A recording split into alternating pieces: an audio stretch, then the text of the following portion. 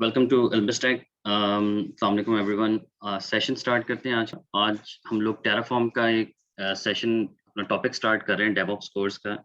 And this is open session for everyone. इसलिए ये मैंने ओपन रखा है because this is the main tool which industry is looking for. तो हम लोग इस टूल को ज़्यादा से ज़्यादा मैं पब्लिसाइज कर सकूँ और लोगों को ये चीज़ अवेयर करवाना कि this is very important tool और इतना डिफिकल्ट नहीं है। if you have any understanding related to any cloud computing, so उस अगर आपके पास अंडरस्टैंडिंग है, so you should start learning Terraform because इस time highly demanded DevOps tool है। अगर कहीं पे भी DevOps की ओपनिंग आती है, जहाँ पर या क्लाउड की कोई ओपनिंग होती है, वो ज़्यादातर इंटरनेशनल और लोकल मार्केट बोथ दोनों में आपके पास सबसे ज़्यादा जो डिमांडिंग टूल जो क्यूबरनेटिस के बाद मैं कह सकता हूँ, क्यूबरनेटिस भी काफ़ी ज़्यादा डिमांडेड है। उसका पर्सपेक्टिव और उसका जो यूजेज है इज़ अ डिफरेंट। टेराफॉर्म का जो है वो डिफरेंट है। इसको हम लोग इस जो हमारा जो सेशन है आज का, इसमें हम लोग जो चीज़ें कवर करेंगे वो मैं आप लोगों को अभी बता देता हूँ। एंड देन ज़्यादातर इसमें हैंड्स ऑन चीज़ें ही हैं जो हम लोगों ने परफॉर्म करनी है। जो मेरा डेवऑप्स का कोर्स है उसमें हम लोगों ने लिनक्स स्टार्ट किया था, लिनक्स कवर किया, देन डॉकर पे मूव हुए थे, then Jenkins, Git and GitHub both हमने यहाँ पर कवर किया था, एंसिबल, उसके बाद Kubernetes and now we will start Terraform. लेकिन ये टेराफॉर्म का जो सेशन है, this session is totally depending on the AWS, क्योंकि हम लोगों ने टेराफॉर्म की जितनी भी डिप्लॉयमेंट्स हैं, यानी कि टेराफॉर्म के स्क्रिप्ट्स जो हैं वो डिप्लॉय करने हैं and create our resources on AWS। तो AWS के ऊपर हम लोगों ने रिसोर्सेज क्रिएट करना, उसको ऑटोमेट करना, this is the main thing जिसमें हम लोग आज के सेशन के अंदर इंट्रोडक्शन में आप लोगों को भी टेराफॉर्म को दे दूंगा। Then we will move on to the terraform prerequisites जो कि हमारे पास रिक्वायर्ड होते हैं कि अगर हमारे पास वो चीज़ें अवेलेबल हैं और हम लोग क्या नाम है, अगर हमें स्टार्ट करना है, then we should see the prerequisites of these tools। AWS services का ओवरव्यू आपको एक शॉर्टली इसलिए भी शॉर्टली दूंगा, इट्स नॉट इन डेप्थ, लेकिन इसलिए दूंगा because I am expecting the mix audience, जिसमें कुछ ऐसे भी हो सकते हैं जिन्होंने पहले के क्लाउड कंप्यूटिंग पे काम नहीं किया हुआ, और मोस्टली तो मेरे अपने स्टूडेंट्स ही हैं जिन्होंने AWS मुझसे पढ़ा भी है और they know AWS services and most of these things. उसके बाद हम टेराफॉर्म की इंस्टॉलेशन करेंगे और फिर हम रिसोर्सेज क्रिएट करेंगे। तो रिसोर्सेज क्रिएट करना में हम लोग की जितनी भी रिसोर्सेज क्रिएट होंगे, जो डिप्लॉयमेंट्स होंगी, वो हम लोग टेराफॉर्म के स्क्रिप्ट्स के through on AWS we will deploy our resources. So first of all we will start from the Terraform introduction. Terraform का introduction इनिशियली अगर मैं किसी easiest लैंग्वेज में या easiest वर्डिंग में एक्सप्लेन करूं, तो Terraform is the infrastructure as a code service. Infrastructure as a code का मतलब एग्जैक्टली ये होता है कि हम चाहते हैं कि अपने इंफ्रास्ट्रक्चर को एक कोड में कन्वर्ट करना है। तो क्या ऐसी रिक्वायरमेंट्स होती है? फर्स्ट ऑफ ऑल ये देखते हैं कि ऐसी क्या रिक्वायरमेंट्स होती हैं, ऐसी क्या ज़रूरत होती है जिसकी बेस के ऊपर हमें जो है वो कोड करना पड़ता है अपने इंफ्रास्ट्रक्चर को। First of all first example इसकी ये ली जा सकती है कि if we have multiple resources on our any cloud provider. मैं AWS की बात नहीं करता, मैं GCP, Azure या किसी भी क्लाउड प्रोवाइडर की बात कर सकता हूँ, क्योंकि टेराफॉर्म में और बाकी टूल्स में डिफरेंस ये आ जाता है कि एज यू नो, जिन्होंने AWS पे काम किया हुआ है या जो AWS अभी सीख रहे हैं, उन लोगों को इस चीज़ का आइडिया हो जाएगा जल्द कि AWS and other cloud providers like Azure, GCP and other cloud providers, उनके पास अपने infrastructure as a code services available है। यानी कि AWS के पास जो infrastructure as a code service है उसका नाम है क्लाउड फॉर्मेशन।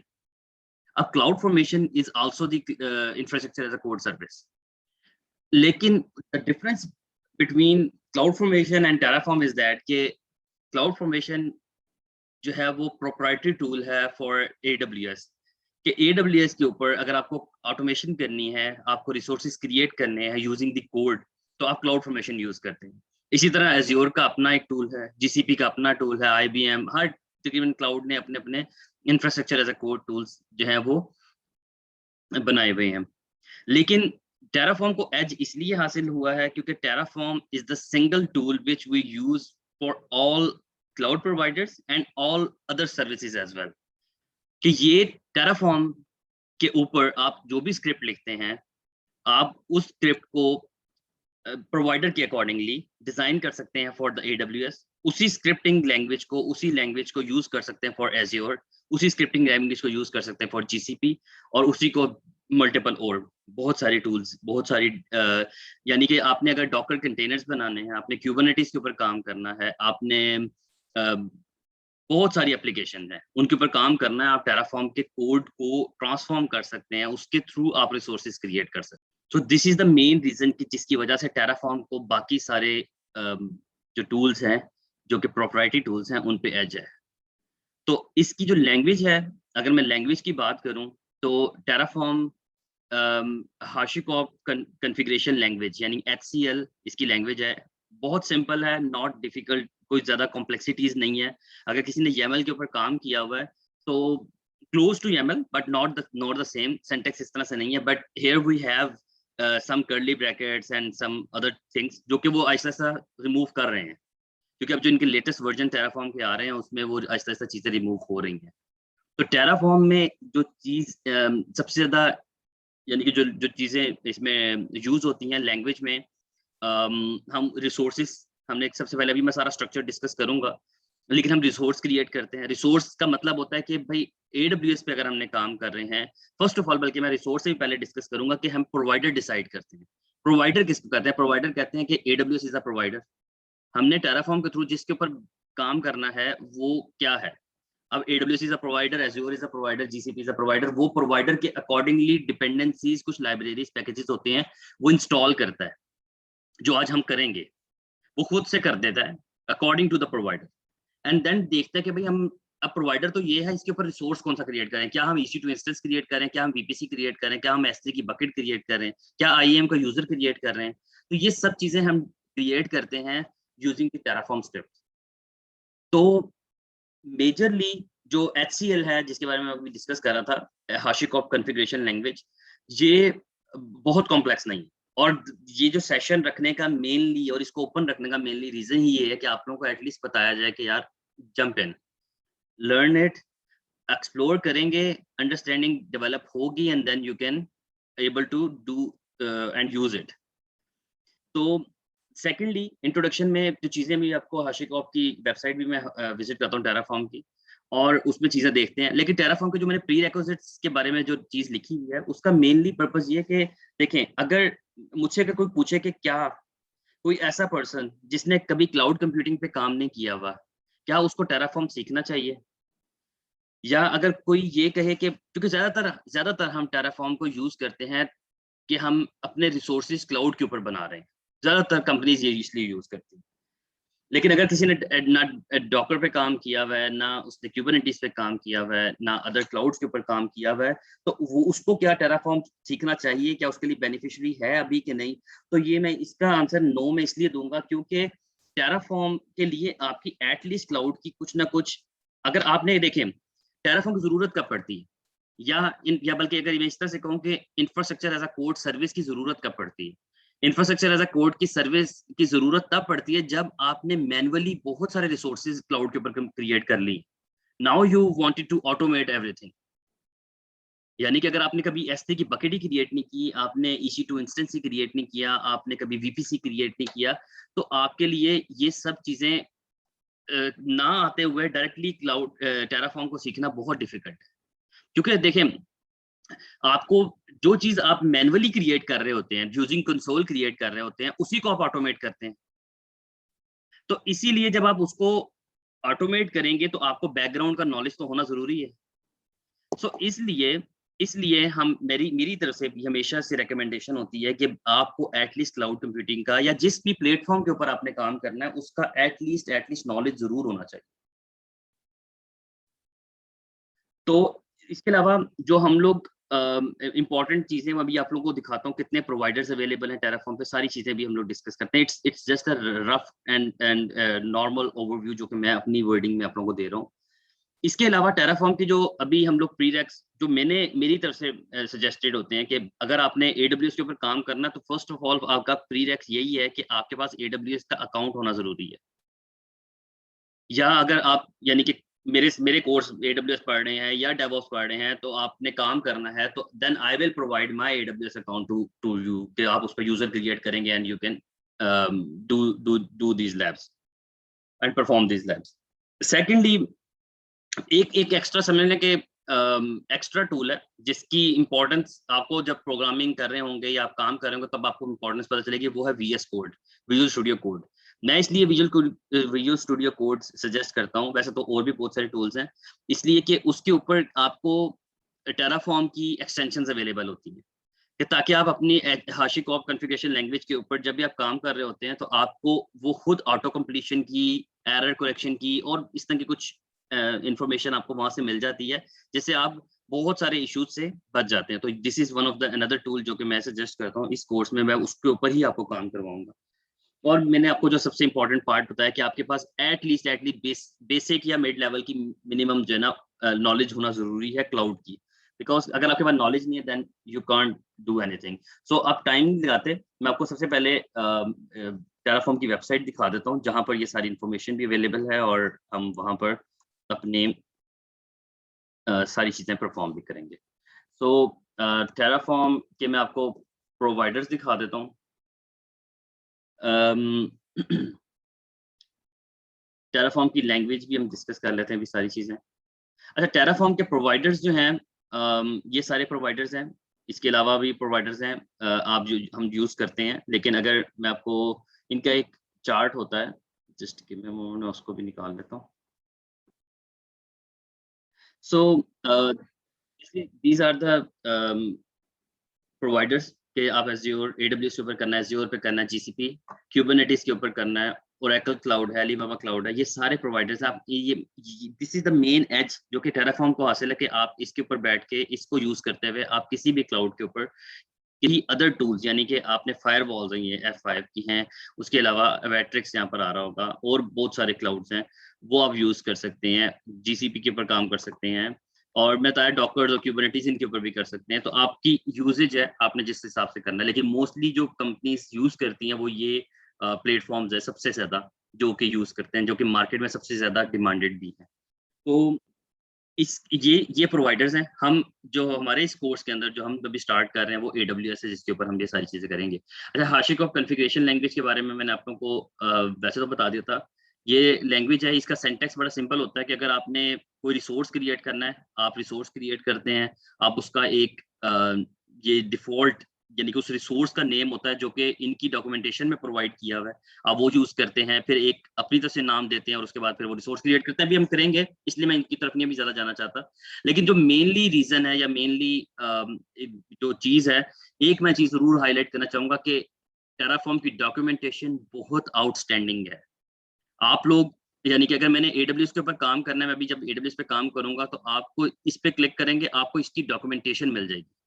इतनी अच्छी डॉक्यूमेंटेशन है इनकी कि आप उसको यूज करके इजीली अपने रिसोर्सेज क्रिएट कर सकते हैं, और आपको without any hesitation, without any issue आप इजीली जो है वो रिसोर्सेज को क्रिएट कर सकते हैं। तो हम टाइम नहीं वेस्ट करते हैं, हम सेटअप करना स्टार्ट करते हैं। सबसे पहले जो इसकी इंस्टॉलेशन है जो टेराफॉर्म की, उसके लिए टेराफॉर्म की एक यूटिलिटी होती है, वो इंस्टॉल करनी पड़ती है। वो इसकी इंस्टॉलेशन और डाउनलोडिंग, इसका जो प्रोसेस है बहुत सिंपल है, बहुत क्विकली जो है वो टेराफॉर्म का एनवायरनमेंट जो है वो सेटअप हो जाता है। तो हम टेराफॉर्म डाउनलोड लिखेंगे खाली, और आपको एक डाउनलोड पेज मिल जाएगा। वो आपसे पूछेगा लिनक्स में करना है, विंडोज में करना है, मैक में करना है, ये सारी चीजें आपसे पूछ रहा है कि किस आपके पास ऑपरेटिंग सिस्टम है जिसके ऊपर आपको करना है। तो मैं इस टाइम अभी विंडोज पे हूँ, तो मैं यहाँ से 64 बिट जैसे क्लिक करूंगा, मेरे पास वैसे हुआ हुआ है टेराफॉर्म, लेकिन आप लोगों को क्योंकि सेशन में दिखाना है तो इसलिए मैं ये एक दफा करके दिखा दूंगा। जस्ट ये भी डाउनलोड हो जाता है। अच्छा, टेराफॉर्म जितने में ये डाउनलोड हो रहा है, कोई अभी तक के से रिलेटेड क्वेश्चन है, कोई कंफ्यूजन है ऐसी? क्योंकि ये परफॉर्म करेंगे तो आप लोगों की कंफ्यूजन मजीद क्लियर होंगी, लेकिन ये कि अभी तक कोई इंट्रोडक्शन से रिलेटेड कोई चीज़ है तो आप जरूर क्वेश्चन कर सकते हैं। सर मेरा एक क्वेश्चन था। क्यों सामा? अच्छा, ऐसे मुझे बताते हैं इसी कॉन्फ़िगरेशन के लिए जो लैंग्वेज है वो HashiCorp है? जी बिल्कुल, HashiCorp है, HCL, HashiCorp कॉन्फ़िगरेशन लैंग्वेज।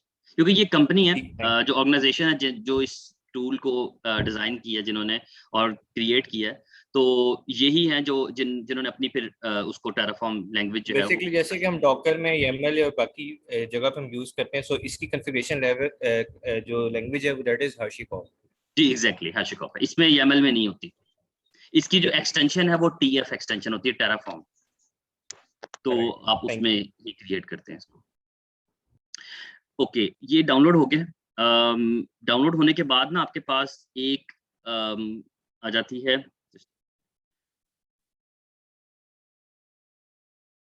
ये आपको दिखा देता हूँ। ये एक जिप फाइल आ जाती है। आप इसको अगर मैं ओपन करूं तो इसके अंदर सिर्फ और सिर्फ एक exe फाइल पड़ी होती है जिसको हम यूज करते हैं, ये terraform.exe। तो फर्स्ट ऑफ ऑल क्या करना है मैं आपको दिखा देता हूँ। मैं इसको अनजिप करता हूँ, यहीं पर एक्सट्रैक्ट करता हूँ, एक्सट्रैक्ट हियर। आपके पास एक फोल्डर आ जाएगा, let me find it where it is. ये है, ये अभी जो डाउनलोड किया है, might be this is not, एक मुझे इसकी डेट देखने दें क्योंकि टेराफॉर्म पहले भी इंस्टॉल हुआ था, सो माइट बी। चलें इसको ऐसा करते हैं, फर्स्ट ऑफ ऑल यहाँ पर एक टेराफॉर्म सेशन के नाम से एक फोल्डर क्रिएट कर लेते हैं, या अगर पहले क्रिएटेड है टेराफॉर्म लेटेस्ट लिख लेते हैं और इसको इसमें फेंक के इसको यहाँ पर एक्सट्रैक्ट करूँगा ना, तो आपके पास यहीं पर ये आ जाएगा। तो ये क्रिएट हुआ, ये 19 वाला ही था। इसकी डेट मेरे ख्याल से जब इन्होंने क्रिएट किया ये तब का है, क्योंकि अभी ये लेटेस्ट वर्जन है जो मेरे पास इस टाइम चल रहा है। मेरे पास भी इस टाइम 0.14 वाला वर्जन चल रहा है, 0.14। और ये बात भी याद रखें कि सम टाइम अगर आप टेराफॉर्म पे काम कर रहे हैं, आपको कुछ अर्सा हो गया, तो एक मैं आपको इंटरव्यू का क्वेश्चन भी बता देता हूँ जो कि आमतौर पे इसलिए सिर्फ पूछा जाता है कि at least you have some knowledge, आपकी अंडरस्टैंडिंग टेराफॉर्म में है। बड़ा छोटा सा क्वेश्चन है, वो आपसे इंटरव्यू में सम टाइम टेराफॉर्म का वर्जन भी पूछ लेते हैं कि कौन सा वर्जन इस टाइम लेटेस्ट चल रहा है, ताकि वो ये सिर्फ चेक करना चाहते हैं कि आपकी अंडरस्टैंडिंग पुरानी चीजों के ऊपर है, आपने कोई काम किया या आपने लेटेस्ट पे भी काम किया, और एटलीस्ट आपको कुछ चीजें याद भी हैं कि नहीं। तो ये बड़ा एक कॉमन, ये स्पेशली इंटरनेशनल मार्केट में, जो कि मैंने एक इंटरनेशनल क्लाइंट के साथ इंटरव्यू जो मेरा हुआ था उस पे उसने मुझसे पूछा था। हालांकि ये इतना कोई बड़ा क्वेश्चन नहीं है, आप गूगल करें आपको पता चल जाता है, बट फिर भी उसने सिर्फ जज करना था कि हम टेराफॉर्म के ऊपर काम पहले किया है या नहीं किया, या लेटेस्ट पे काम किया कि नहीं किया। तो ये क्या था, ये इसकी exe फाइल जब बन जाएगी ना, आपने सिंपली अपनी सी ड्राइव में, मेरे पास ये टेराफॉर्म बना हुआ है, अगर मैं यहाँ पर टेराफॉर्म का एक फोल्डर क्रिएट करेंगे आप, और उस फोल्डर का नाम हम रख देते हैं टेराफॉर्म 02। ये मेरे पास पहले भी सेशन मैंने दिया था शायद, इसलिए 01 वाला भी यहाँ पर पड़ा हुआ है। लेकिन हमने यहाँ पर क्रिएट करने के बाद वो जो exe फाइल है, इसको मैं यहाँ से कॉपी कर लेता हूँ, या आप कट कर लें और वापस जाके इसको इस टेराफॉर्म 02 के अंदर मैं सिर्फ पेस्ट करूंगा। इसकी इंस्टॉलेशन सिर्फ इतनी सी है, यानी कि ये जो टेराफॉर्म का जो एग्जैक्ट फोल्डर है ना, इसको आपने इस नाम से बनाना है, ना कि 0102 से। ये क्योंकि मैं बना हुआ है इसलिए मैं इसको छेड़ नहीं रहा, क्योंकि मेरी जितनी भी इस टाइम वर्किंग चल रही है, मैं क्लाइंट के साथ काम कर रहा हूँ, क्योंकि मैं टेराफॉर्म पे एक्सटेंसिवली काम कर रहा हूँ इस टाइम।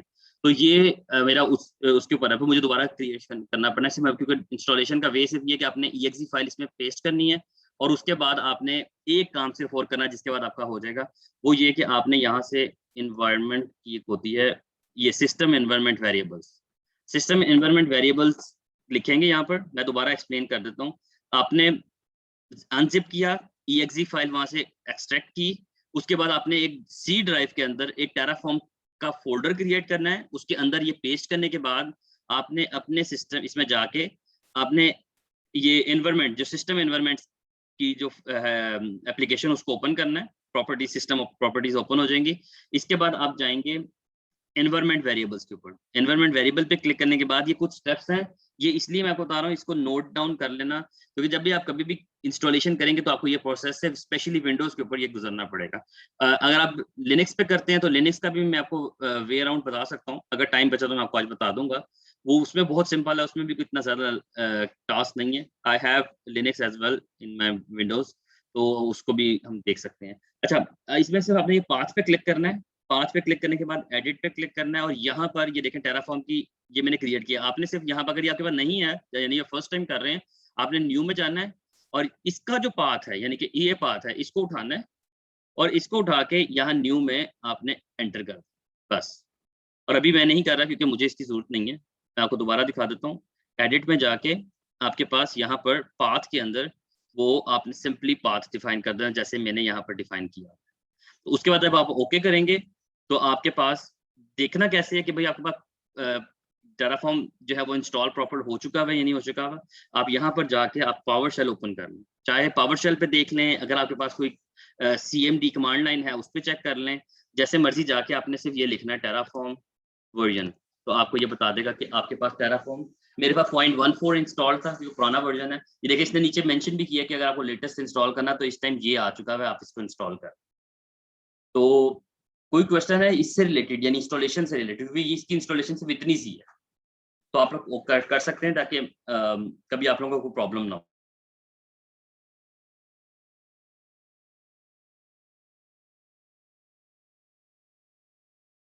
सर ये फोल्डर है, ये सी में हमने कहाँ पे क्रिएट किया था जहाँ इस एग्जी सी फाइल रखी के थी?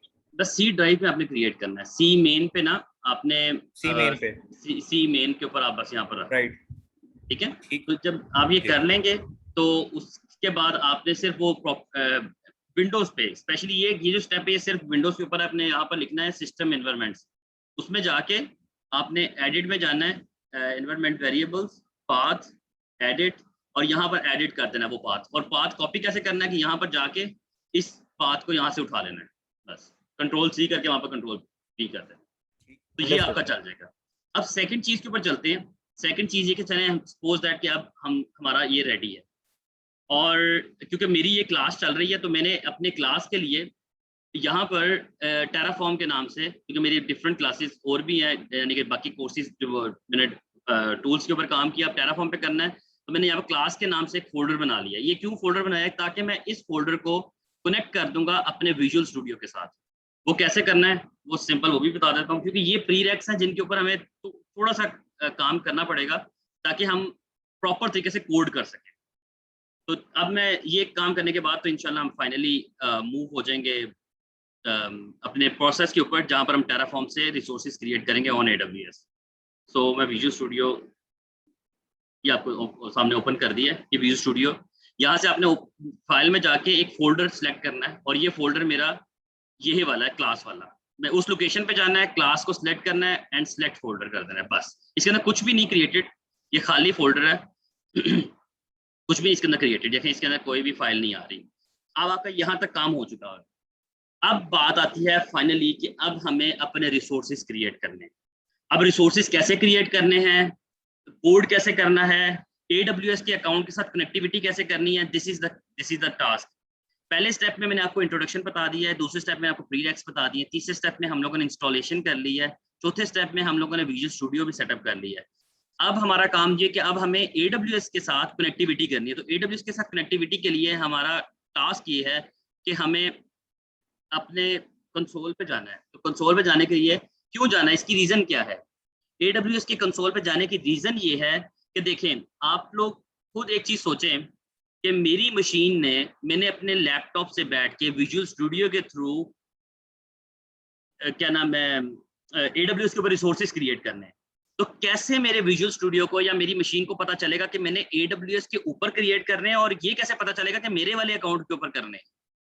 तो उसके लिए कोई ऑथेंटिकेशन होती है, उसके लिए AWS की ऑथेंटिकेशन यूज होती है। हम AWS में डिफाइन दो चीजें सबसे पहले डिफाइन करेंगे।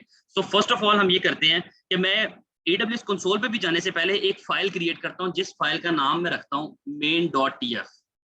TF जो है ये मैंने लिखा है TF। जब भी आप कभी भी टेराफॉर्म का कोड लिखेंगे तो सबसे पहले आप टेराफॉर्म TF यानी कि उसकी एक्सटेंशन डिफाइन करेंगे। और मेन का मतलब होता है कि जो मेन फाइल होती है ना, जिस फाइल को वो हमेशा कंसल्ट करता है, वो हमारी टेराफॉर्म में मेन फाइल होती है। नाम कुछ भी दे सकते हैं, लेकिन सबसे बेटर नेम ये होता है जिसको टेराफॉर्म खुद से पिक कर लेता है, वो main.tf है। तो हम main.tf की एक फाइल क्रिएट करते हैं। मैं इसको थोड़ा जूम कर लेता हूं ताकि आप लोगों को अभी सही से नजर आ रहा हो। अब क्या करते हैं, सबसे पहला काम होता है, आप लोगों ने कभी YAML पे काम किया होगा, JSON पे काम किया हुआ है, लेकिन इसमें बहुत सिंपल कोड है।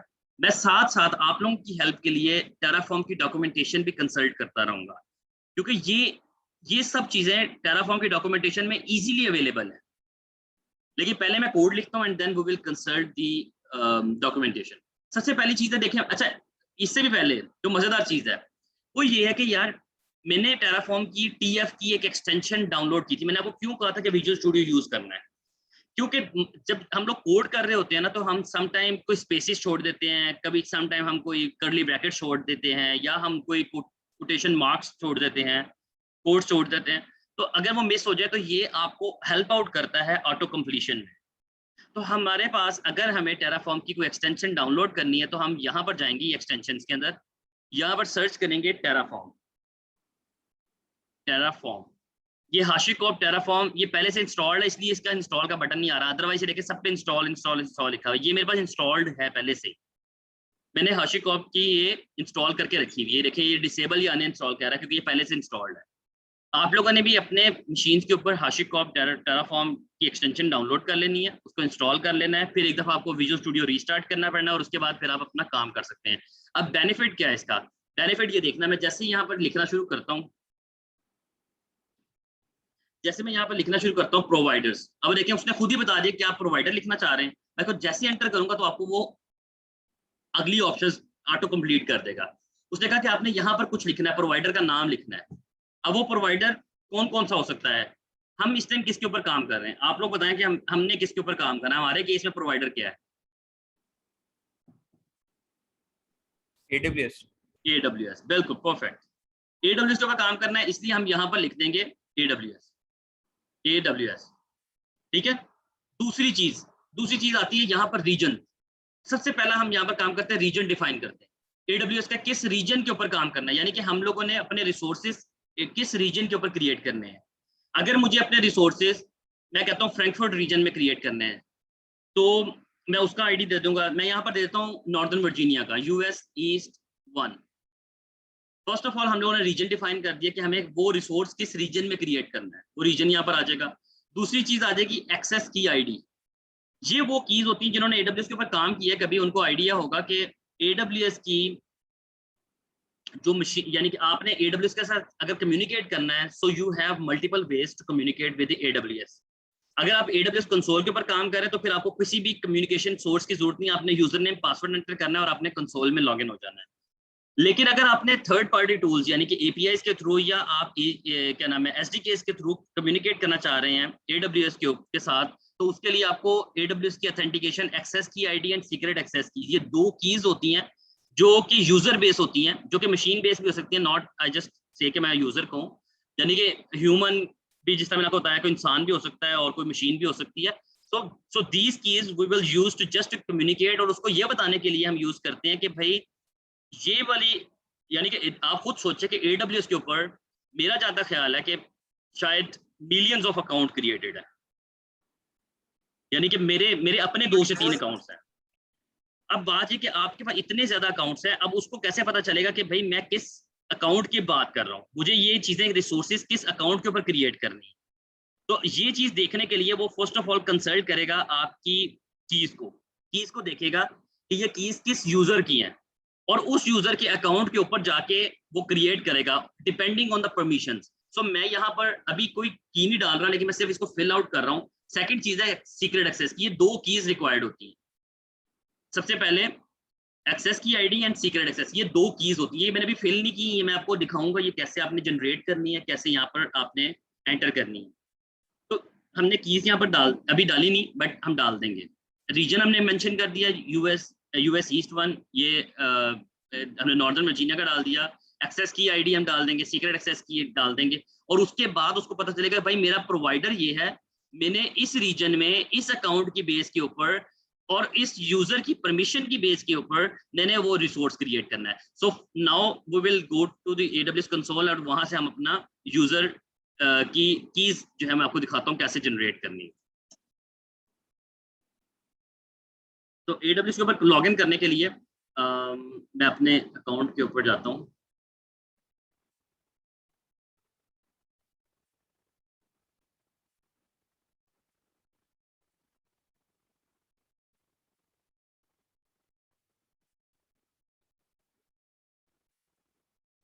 अच्छा, अब ये MFA कोड मांग रहा है, ये जिनको आइडिया है AWS पे काम करने का उनको पता है, it's just an extra level of security, जो एक एक्स्ट्रा लेयर ऑफ सिक्योरिटी कह सकता हूँ। तो ये मैंने अपने मोबाइल से की जो है वो यहाँ पर एंटर किया, and then now I will able to access my account. Okay, अब हम वापस अकाउंट के ऊपर आ चुके हैं। सबसे पहला काम ये होता है कि ये जो कीज होती हैं, जो मैं जिन कीज की बात कर रहा हूँ, AWS में ये कीज जो है ना वो क्या नाम है, IAM के अंदर होती है। तो मैं IAM के अंदर जाऊंगा, आइडेंटिटी एक्सेस मैनेजमेंट में। वहां जाके IAM में जाके कोई यूजर, मैंने कल रात को एक यूजर भी क्रिएट कर लिया था ताकि आप लोग को जो है वो मिल जाए। मैं जस्ट एक मिनट ओपन कर लूँ।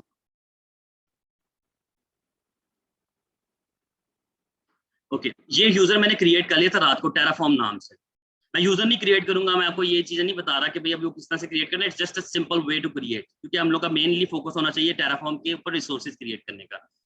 तो ये यूजर है, इसकी दो कीज होती हैं जिनको एक्सेस की आईडी और सीक्रेट एक्सेस की कहते हैं। वो ये दोनों कीज मैंने यहाँ पर एंटर करनी है। वो कीज मुझे कहाँ से मिलेंगी? वो मुझे कीज यहाँ से सिक्योरिटी क्रेडेंशियल्स में से मिलेंगी। और सिक्योरिटी क्रेडेंशियल में आप देख सकते हैं ये एक्सेस की आईडी है, और सीक्रेट एक्सेस की आपको यहाँ पर नजर नहीं आएगी।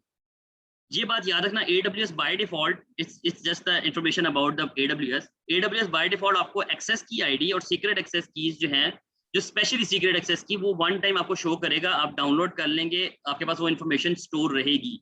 लेकिन आप उस इंफॉर्मेशन, अगर आपसे वो मिस हो जाती है, आप उस इंफॉर्मेशन को यानी कि रिट्रीव नहीं कर सकते। यानी कि मैं अगर ये चाहूँ कि मुझे वो रिट्रीव करके यहाँ पर देखनी है, तो मैं रिट्रीव नहीं कर सकता। मैं रिक्रिएट कर सकता हूँ, मैं इसको डिलीट करके रिक्रिएट कर सकता हूँ। तो मेरे पास क्योंकि वो इन्फॉर्मेशन एक्सेल की शीट में पड़ी हुई है, तो मैं रिक्रिएट नहीं करूंगा। लेकिन अगर मुझे क्रिएट करनी हो, I just need to click here. तो इससे क्या होगा, मुझे एक डाउनलोड की ऑप्शन दे देगा। ये वो एक्सेल की शीट है जिससे मैं उसको यूज कर सकता हूँ। तो मुझे अभी इसकी जरूरत नहीं है, because I already have information जो कि मैंने कल क्रिएट की थी। तो मैं इसको डिलीट कर देता हूँ, मुझे इसकी भी जरूरत नहीं।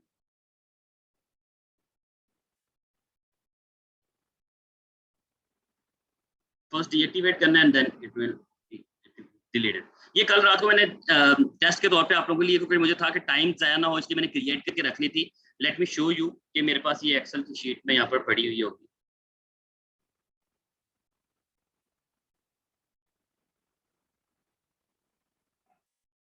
ये जो कीज क्रिएट हुई हैं, ये मेरे पास क्रिएटेड है। ये मैं आप लोग को अभी तो दिखा रहा हूँ, क्लास के बाद मैं इसको डीएक्टिवेट कर दूंगा। बिकॉज ये एक बात याद रखना, ये तो आप बेशक दिखा सकते हैं एक्सेस की आईडी जो ना किसी भी AWS के अंदर, जिस तरह यूजर नेम होता है किसी भी अकाउंट का, user name is the access की आईडी, और जो पासवर्ड होता है वो सीक्रेट एक्सेस की पासवर्ड है। किसी को दिखाने की और देने की जरूरत नहीं होती। लेकिन अभी तो क्लास है, मैं अभी ये इसको यूज करूंगा अपने क्लास के लिए। तो मैं यहाँ पर क्या करूंगा, इसको कॉपी करूंगा, इसको कॉपी। अच्छा, इसका नाम, यूजर का नाम जरूरी नहीं कि टेराफॉर्म रखें। आप यूजर का नाम उस्मान अली कुछ भी रख सकते हैं, कोई इतना वो नहीं है। आपने ये यूजर, जो भी यूजर क्रिएट किया, आपने उसकी एक्सेस की आईडी यहाँ पर पेस्ट कर देनी है, और उसकी सीक्रेट एक्सेस की जो कि मैंने पहले से जनरेट की हुई है, इसको मैं यहाँ से कॉपी करूंगा और यहाँ पर पेस्ट कर। अब क्या होगा, अगर मैं यहाँ पर रहते हुए इसी लम्हे टेराफॉर्म की जो फर्स्ट कमांड होती है जिससे हम उसको स्टार्ट करते हैं, उसको कहते हैं इनिशियलाइजेशन। अगर मैं इनिशियलाइज करूँ इसको, तो इनिशियलाइज करने के बाद ये सबसे पहले देखेगा कि भाई ये प्रोवाइडर क्या है, उसकी डिपेंडेंसी जितनी भी होंगी वो सारी डाउनलोड कर लेगा। अगर मैं यहाँ पर एज्योर लिखता और उसकी इन्फॉर्मेशन यहाँ पर देता, तो ये एज्योर की डिपेंडेंसी सारी इंस्टॉल कर लेता, जो कि टेराफॉर्म से रिलेटेड है। वो इंस्टॉल करता, उसके बाद ये इस रीजन में इस यूजर के अकॉर्डिंगली जो मैं रिसोर्सेज नीचे क्रिएट करता उसमें क्रिएट करना था। तो मैं टाइम नहीं लगाता ज्यादा। अभी मैं क्या करता हूँ, एक कोड लिखता हूँ फर्स्ट ऑफ ऑल, जो कि AWS के अंदर एक EC2 मशीन क्रिएट करेगा। मेरी AWS के अकाउंट में एक EC2 सर्वर क्रिएट करेगा, जो कि बड़ा स्मॉल सा कोड है। मैंने आपको बताया था मैं इसकी डॉक्यूमेंटेशन कंसल्ट करता रहूंगा। टेराफॉर्म की डॉक्यूमेंटेशन इज ऑसम डॉक्यूमेंटेशन, जिसमें आपको एक एक कोड, जो मैं कोड लिख रहा हूँ, ये भी कोड आपको इजीली मिल जाएगा। इसलिए मैं अभी आपको वो भी दिखाता रहूंगा।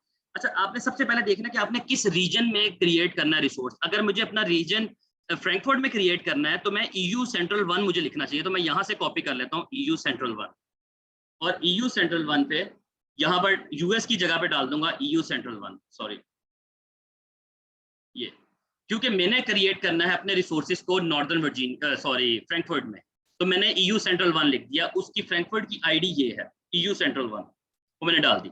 दूसरी चीज है कि मुझे अगर कोई EC2 इंस्टेंस यहाँ पर क्रिएट करना है AWS के ऊपर, कोई सर्वर क्रिएट करना है, अगर मुझे वो क्रिएट करना है, तो मैं यहाँ पर उसका कोड लिखूंगा। कोड कैसे लिखूंगा, कोड में सबसे पहली चीज आती है, देखें प्रोवाइडर आ गया। ये एक दफा आना है, प्रोवाइडर हमेशा चेंज नहीं होता। इस प्रोवाइडर के अकॉर्डिंगली ही नीचे रिसोर्सेज क्रिएट होने हैं। तो सबसे पहले यहाँ पर हम रिसोर्स डिफाइन करें।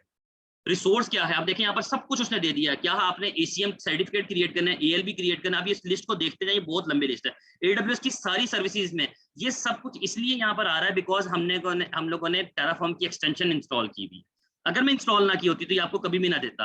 आप इसको भी लेके चल सकते हैं बिकॉज मुझे तो वैसे पता है क्या करना है। मैं यहाँ पर लिखूंगा AWS_instance, तो ये आपको दे देगा AWS इंस्टेंस। मैंने AWS का इंस्टेंस क्रिएट करना है।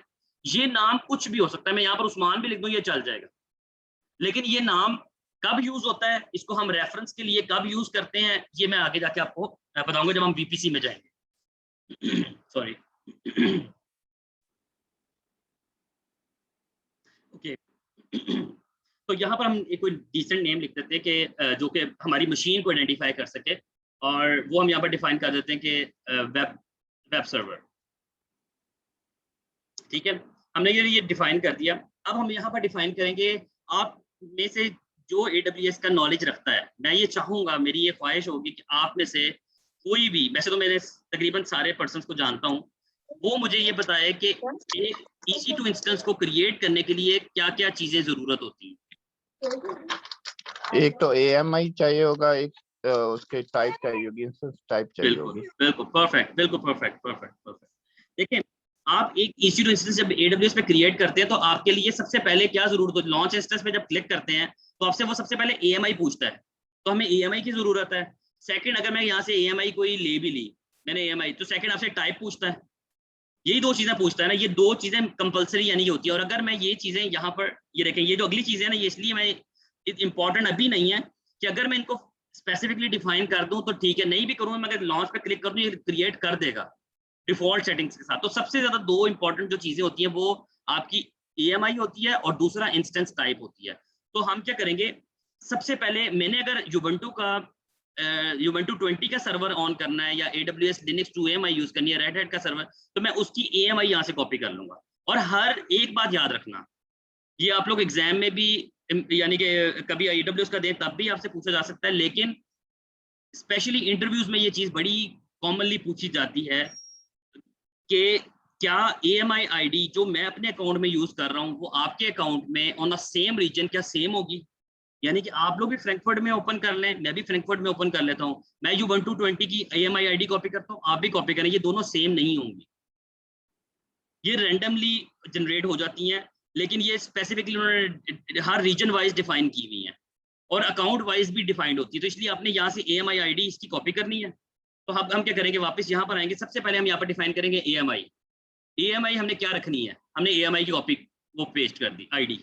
दूसरी चीज है, हमें चाहिए इंस्टेंस टाइप, तो मैं यहाँ पर इंस्टेंस टाइप दे दूंगा। इंस्टेंस टाइप मुझे चाहिए, देखिए इंस्टेंस टाइप क्या थी, क्योंकि मैं ये इसलिए ज्यादा डेप्थ में जा रहा हूँ क्योंकि ऐसे कई पर्सन्स भी यहाँ पर अवेलेबल हैं जिन्होंने शायद AWS पे ज्यादा काम नहीं किया हुआ, इसलिए सिलेक्ट पे जाऊंगा तो सबसे पहले वो पूछता टाइप क्या है, क्या मुझे 1 GB रैम वाला सर्वर चाहिए, 2, 8, 10, 16 जितने भी चाहिए मैं उसके साथ, तो मुझे T2 माइक्रो चाहिए जो कि फ्रीली अवेलेबल है, तो मैं यहाँ पर लिख दूंगा T2.micro। ये छोटा सर्वर है, ये हम यहाँ पर लॉन्च कर। अगली चीज आती है टैग्स। टैग्स बहुत इंपॉर्टेंट, मैं इसको, इनकी इंपॉर्टेंस मैंने आपको जिस तरह बताई थी कि I am still working with a client जो कि UK बेस्ड क्लाइंट है जिसके साथ मैं अभी काम कर रहा हूँ। उसके तकरीबन 3 से 5 अकाउंट हैं जिनको मैं मैनेज कर रहा हूँ AWS के और Kubernetes के और Terraform के थ्रू वो मैनेज कर रहा हूँ।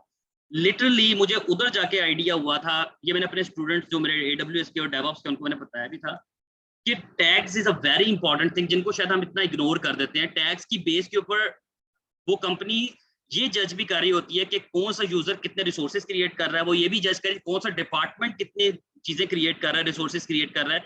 बिलिंग की जितनी रिपोर्टिंग है वो टैग्स की बेस के ऊपर कर रहा है। तो उनकी टैगिंग पॉलिसीज जो है ना, तकरीबन 8-10 टैगिंग पॉलिसीज हैं जो कि लिखनी कंपल्सरी है कि वो अपने अकाउंट में जरूर इंक्लूड करनी है। तो हम यहाँ पर टैग दे देते हैं। अभी मैं इतनी डेप्थ में नहीं जाता because it's not AWS class. तो यहाँ पर नेम वैसे आमतौर पे हम वेब सर्वर का ही दे देते हैं। अगर आपने और देना है तो हम यहाँ पर दे देते हैं यूजर टाइप दे देते हैं, और यूजर टाइप पे मैं यहाँ पर डिफाइन कर देता हूँ मशीन, यानी कि बता दिया कि भाई मशीन है, उसकी यूजर की टाइप की मशीन हम क्रिएट करें। एनीवेज ज़्यादा डेप्थ में नहीं जाता। ये 3 चीजें, ये बल्कि 2 चीजें, तीसरी ये भी टैग भी नहीं, लेकिन ये 2 चीजें सबसे ज्यादा इंपॉर्टेंट है। इसके बगैर आप रिसोर्स नहीं क्रिएट कर सकते। मैंने ये मेंशन कर दी। अब मेरा काम है कि अब मैंने अपनी चेंजेस को पुश करना है और रिसोर्सेज क्रिएट करने हैं। तो मैं यहाँ से टर्मिनल में जाऊंगा, न्यू टर्मिनल क्रिएट करूंगा, ओपन करूंगा, और सबसे पहला काम ये होता है कि अभी आप यहाँ पर देखें मेरे इस क्लास के फोल्डर के अंदर एक main.tf की एक फाइल पड़ी हुई है। जब भी मैं कभी भी टेराफॉर्म की पहली कमांड है, टेराफॉर्म को इनिशियलाइज करने की कमांड है टेराफॉर्म इनिट। जब मैं टेराफॉर्म इनिट की कमांड लिखूंगा तो इसने कुछ प्रोवाइडर की अकॉर्डिंगली डिपेंडेंसीज इंस्टॉल करनी है, और डॉट वो हिडन होती है, डॉट एक्सटेंशन के अंदर होती हैं, और उसके बाद उसने उसकी स्टेट्स मेंटेन करनी है। वो मैं आपको अभी दिखाता हूँ। मैं सबसे पहले यहाँ पर कमांड एंटर करता हूँ टेराफॉर्म इनिट। ये क्या करेगा, प्रोवाइडर के अकॉर्डिंगली आप यहाँ पर देखना डाउनलोड करेगा कुछ मेरी डिपेंडेंसीज। लेकिन उससे पहले मैं आपको वर्जन दिखा देता हूँ। मेरे पास इस टाइम वर्जन जो चल रहा है टेराफॉर्म का वो 0.14 चल रहा है मेरे ख्याल से, हाँ 0.14। अब मैं यहाँ पर लिखता हूँ टेराफॉर्म इनिट। अब ये देखें इनिशियलाइज कर रहा है, और जितने भी प्लगइन्स है, जितनी भी डिपेंडेंसीज है, वो सारी इंस्टॉल करेगा सिर्फ और सिर्फ AWS की। ये इंस्टॉल करके एक दफा रेडी कर देगा। और यहाँ पर आप देखना, यहाँ पर एक हिडन में भी अगर मैं इसको कर दूंगा तो आपके पास यहाँ पर फाइल्स आ जाएंगी जो कि इनिशियलाइज करने के बाद आती हैं, जो कि मेक श्योर करती हैं कि स्टेट्स मेंटेन करती हैं। स्टेट्स का मतलब ये है कि जो मेरी मशीन पे रिसोर्सेज क्रिएट हुए होंगे, मैं उनमें से क्या नाम है, उन रिसोर्स, यानी कि सपोज दैट कि मैंने EC2 इंस्टेंस क्रिएट कर लिया आज, कल मेरे क्लाइंट ने सिर्फ कहा कि यार आप ना ऐसा करो कि ये टैग ना को वेब सर्वर से 0-1 कर दो आगे। तो मुझे ये चेंज जाके सर्वर में यहाँ पर नहीं करनी, यानी कि मुझे चेंज यहाँ पर नहीं करनी कि मैं यहाँ जाके मैन्युअली करूंगा। मैंने अगर एक डॉट का चेंज भी करना है तो मुझे वो चेंज कोड से करना है। This is the best practice. ये याद रखना कि जो रिसोर्सेज आप कोड से जनरेट करो, उसमें अगर आपको एक डॉट का भी चेंज करना है, you should do everything from the code. ये देखें, ये इंस्टॉलेशन हो गई है। मैं इसको थोड़ा जूम आउट करता हूँ ताकि आप लोगों ने, तो इसने सारे डिपेंडेंसी जितने भी थी उसकी प्लगइन्स वो सारे इंस्टॉल कर लिए, डिपेंडेंसी इंस्टॉल कर लिए, लेकिन प्रोवाइडर AWS की, इट्स एज्योर की नहीं की, GCP की नहीं, क्योंकि हमने प्रोवाइडर ये डिफाइन किया हुआ था। अब मैं यहाँ पर आपको दिखाता हूँ सबसे इंपॉर्टेंट और पहली कमांड, जो कि मैंने कोड को ना ऊपर कर दिया ताकि आप लोगों को कोड का पता ही है। सबसे पहली चीज है, टेराफॉर्म एक बड़ी अच्छी कमांड आप लोगों को देता है कि जिससे आप ये देख सकते हैं, सिर्फ क्रिएट करने से पहले देख सकते हैं कि आपके रिसोर्सेज क्रिएट जो हो रहे हैं वो क्या सही हो रहे हैं। यानी कि एक तो कोड को वो जज करता है कि कोड में कोई एरर तो नहीं है, दूसरा आपके सेंटेक्स में कोई एरर तो नहीं है, कोई चीज मिसिंग तो नहीं है, और तीसरी चीज आपको वो दिखाता है कि मैं जो रिसोर्सेज क्रिएट करूंगा वो रिसोर्सेज वही होंगे जो मैं आपने कॉन्फ़िगरेशन में डिफाइन किया। उसकी कमांड होती है टेराफॉर्म प्लान। ये पूरा प्लान शेयर कर देगा आपके साथ। ये देखें यहाँ पर उसने स्टेट्स भी दे दी, ये भी दे दिया। ये मैं आपको बताता हूँ अभी सारी फाइल्स का। अब ये देखिए यहाँ पर क्या कह रहा है, ये पूरा कोड दे दिया, अभी कुछ भी नहीं किया इसने, कोई रिसोर्स क्रिएट नहीं किया, इट्स जस्ट अ प्लान। इसने कहा कि मैं AWS वेब सर्वर एक क्रिएट करूंगा, उसकी AMID ये यूज करूंगा। ARN कह रहा है कि जब ये क्रिएट होगा तो फिर पता चलेगा, यानी कि नो आफ्टर अप्लाई जब मैं करूंगा ना टेराफॉर्म की कमांड, फिर वो कहता है मैं आपको ARN भी दे दूंगा, आपको पब्लिक IP भी दे दूंगा, अवेलेबिलिटी जोन, ये सारा कुछ आपको तब मिलेगा। लेकिन जो चीजें हम लोगों ने डिफाइन की हुई है उसने वो ले ली, ठीक है। अब मैं यहाँ पर लिखता हूँ टेराफॉर्म अप्लाई। अच्छा, ये अगली कमांड है। टेराफॉर्म प्लान से वो प्लान करता है, टेराफॉर्म अप्लाई भी प्लान ही करता है। अगर मैं आपको ऑनेस्टली बताऊं, टेराफॉर्म अप्लाई आपको दोबारा ये सारी लिस्ट देगा, लेकिन नीचे आपको यहाँ पर दे देगा are you sure you want to continue और यस इफ प्रेस और समथिंग। वो आपको बता देगा कि भाई अगर आपने वाकई ही पूरा ये रिसोर्सेज AWS पे क्रिएट करने हैं तो आप अप्लाई कर दें यस। तो ये देखना, मैं जैसे ही एंटर करूंगा आपको यही चीजें दोबारा शो होंगी। देखिए वो उसने दोबारा दिया, लेकिन नीचे उसने दे दिया एंटर अ वैल्यू यस, कि अगर आपने वाकई ही अप्रूव करना है तो आप यस लिखते हैं। तो मैं यहाँ यस लिखूंगा, और यस लिखने के बाद ये एक एरर देगा मुझे, और वो एरर एक्सपेक्टेड है, और वो मैंने खुद जान के मिस किया था। ये एरर आप में से कोई मुझे देख के बताया रिजवान भाई के अलावा? मुझे पता रिजवान भाई को काफी आइडिया है।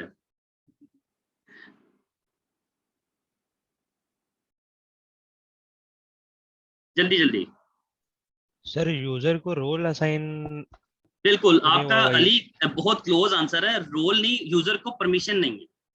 जी, जो यूजर परमिशन है ना बिल्कुल, उसके पास इसे तो परमिशन नहीं है। हाँ जी, जो टेराफॉर्म का यूजर था उसको अगर मैं परमिशन में जाऊं तो इसको पास कोई परमिशन है ही नहीं, तो मैं पहली परमिशन इसको करता हूँ, डायरेक्ट इसके साथ अटैच करता हूँ और यहाँ पर लिख देता हूँ EC2 की इसको फुल एक्सेस दे देता हूँ। फिलहाल हमने देनी नहीं होती, मैंने आप लोग को ये जरूर जो चीजें हम लोग गलत कर रहे होते हैं वो मैं आपको जरूर हाईलाइट करूंगा कि फुल एक्सेस नहीं देते, आप लोगों को पता है कि मैंने अपने जो AWS के कोर्सेज के अंदर बहुत लीस्ट प्रिविलेजेस वाली जो है वो कस्टम पॉलिसीज लिखी हुई है, हम वो देते हैं, बट वो दूसरे अकाउंट में, इस अकाउंट में नहीं है, तो मैं इसलिए अभी इसको ये दे रहा हूँ, लेकिन आप लोगों ने नहीं देनी, इसके नुकसानात हो सकते हैं, इसलिए मैं ऐड परमिशन करूंगा। अब क्या होगा, अभी देखें यहाँ पर कोई रिसोर्स क्रिएटेड नहीं है, नो फ्रैंकफर्ट में कोई EC2 इंस्टेंस क्रिएट नहीं है। मैं यहाँ जाके दोबारा अप्लाई करूंगा और अप्लाई करके यस करूंगा तो अब रिसोर्स क्रिएट होंगे। मैं यहाँ यस लिखूंगा, अब AWS के अकाउंट के ऊपर मेरी परमिशंस के अकॉर्डिंगली ये देखें अब वो क्रिएट करने लग गया, वो EC2 इंस्टेंस क्रिएट करेगा और क्रिएट करने के बाद मुझे कह देगा कि हो गया कोड कंप्लीट, मैं जाके उसको देख लूंगा वहां पर। अब ये देखें वो कह रहा है स्टिल क्रिएट। अब मैं जहां पर जाके जल्दी से अगर रिफ्रेश करूंगा तो यहाँ पर आप देखेंगे कि रिसोर्स क्रिएट हो रहा होगा, ये देखें वेब सर्वर पेंडिंग क्रिएट हो रहा है, ये वही है जो इधर से क्रिएट हो रहा है इसके थ्रू, वो कह रहा है अभी भी क्रिएट हो रहा है, क्योंकि देखें इसकी स्टेट क्या है इस टाइम, इसकी स्टेट है पेंडिंग, सॉरी पेंडिंग, ये भी थोड़ी बार रनिंग में आएगा, रनिंग के बाद ये फिर स्टेट्स चेक्स होंगी वो सारी, देखिए रनिंग में आ गया और यहाँ पर भी इसकी स्टेट्स आहिस्ता आहिस्ता चेंज होंगी। देखिए वो कह रहा है क्रिएट हो गया और उसकी आईडी ये है, अब आईडी से भी अंदाजा लगा 7368, ये देखिए क्या लिखा हुआ है 7368, ये भी लिखा हुआ है 7368, ये एक इंस्टेंस आईडी होती है जो कि उसने दे दी है कि भाई ये एक इंस्टेंस मैंने क्रिएट किया। अभी तो हमने सिर्फ क्रिएट किया, लेकिन अब मैं आपको एक चीज दिखाता हूँ, मैं यहाँ पर इसके टैग्स दिखाता हूँ। जो मैंने टैग लिखे थे ना, आप लोगों को पता है मैंने टैग्स क्या दिए थे, मैंने टैग्स दिए थे नेम, वेब सर्वर 01 और यूजर मशीन। अगर मैं यहाँ जाके टैग्स में जाऊंगा तो ये देखें मशीन ये आ रहा है और सर्वर, ये समय 01 मैंने शायद सेव नहीं किया था, मैंने उस टाइम आप लोगों को दिखाते हुए सिर्फ खाली एडिट किया था, ये सेव नहीं हुआ, इसके साइन ये ऊपर नजर आ रहा होता है जो कि बताता है कि मैं इसको कंट्रोल एस कर, अगर चले कर देते हैं, चले पहले नहीं किया था ना, यहाँ 01 नहीं है, चले मैं चाहता हूँ कि यहाँ पर 01 आ जाए, तो मैं यहाँ क्या करता हूँ लिख देता हूँ 01 और कंट्रोल एस करके। अब देखिए इतना सा चेंज है, आपके क्लाइंट ने कहा नहीं भाई मुझे नेम नहीं सही लग रहा, इसका जो टैगिंग है ना नेम, वो आप यहाँ पर भी चेंज कर दो, यहाँ पर भी चेंज कर दो, यानी कि आपका जो नेम है ना वो प्रॉपर्टी कैसे, मैंने इसका यहाँ पर भी इसका, ये तो मैं रैंडम होता है, इसकी अभी जरूरत नहीं है फिलहाल, कि मैंने इसके साथ मैच करने के लिए इसको सेव कर दिया, लेकिन चले इतना छोटा सा चेंज है। अब आपको ये चेंज भेजना है तो आप क्या करेंगे, टेराफॉर्म प्लान करें, एक दफा आपको ये बता देगा कि भाई आपने चेंज क्या किया है, तो मैं भी आपको दिखाता हूँ, सॉरी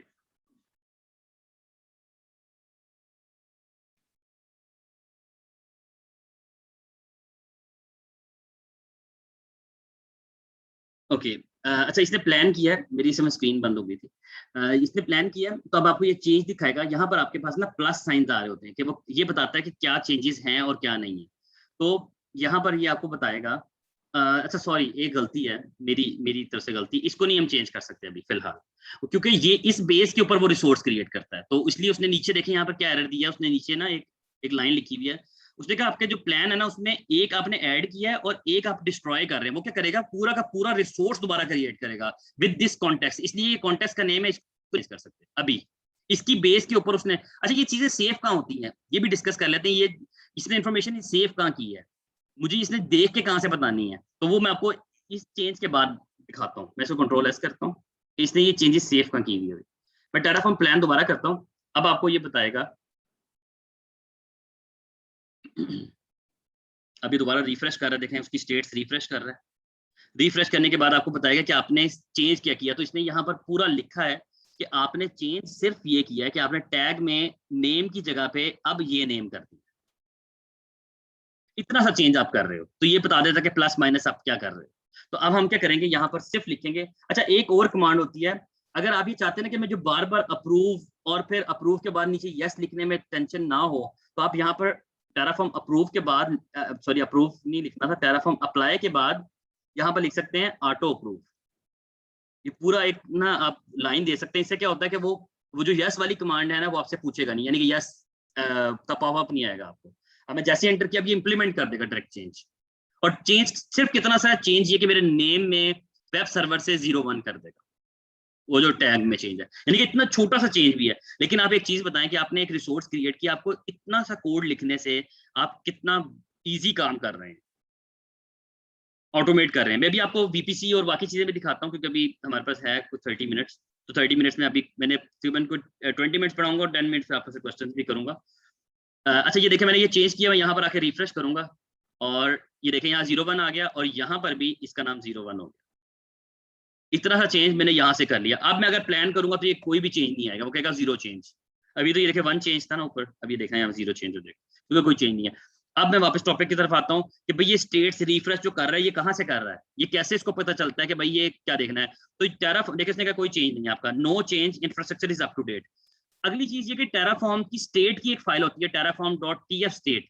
मेरी सारी इंफॉर्मेशन जब तक ये मैंने रिसोर्स क्रिएट रखा हुआ है, एक बात याद रखें, जब तक ये रिसोर्स अभी चल रहा है इसकी इंफॉर्मेशन मेरे पास यहाँ पर TF स्टेट में स्टोर होती है। और TF स्टेट की अगर मैं फाइल ओपन करूं तो यहाँ पर आप देखें इसकी काफी सारी इंफॉर्मेशन होगी, लेकिन आपका इंस्टेंस की टाइप, आपने जो नाम दिया है, कॉन्टेक्स्ट का नाम दिया है, आपने AMID दिया है, ARN जो है, जितनी भी किस रीजन में क्रिएट किया है, कितने CPUs वाला क्रिएट किया है, जो सारी इंफॉर्मेशन EC2 इंस्टेंस की यहाँ पर आ रही है नजर, वो सारी की सारी इंफॉर्मेशन उसने TF स्टेट में स्टोर की होती है। एक बात मेरी ये याद रखना कि कभी भी TF स्टेट की जो फाइल है इसमें मैनुअल चेंज ना करना।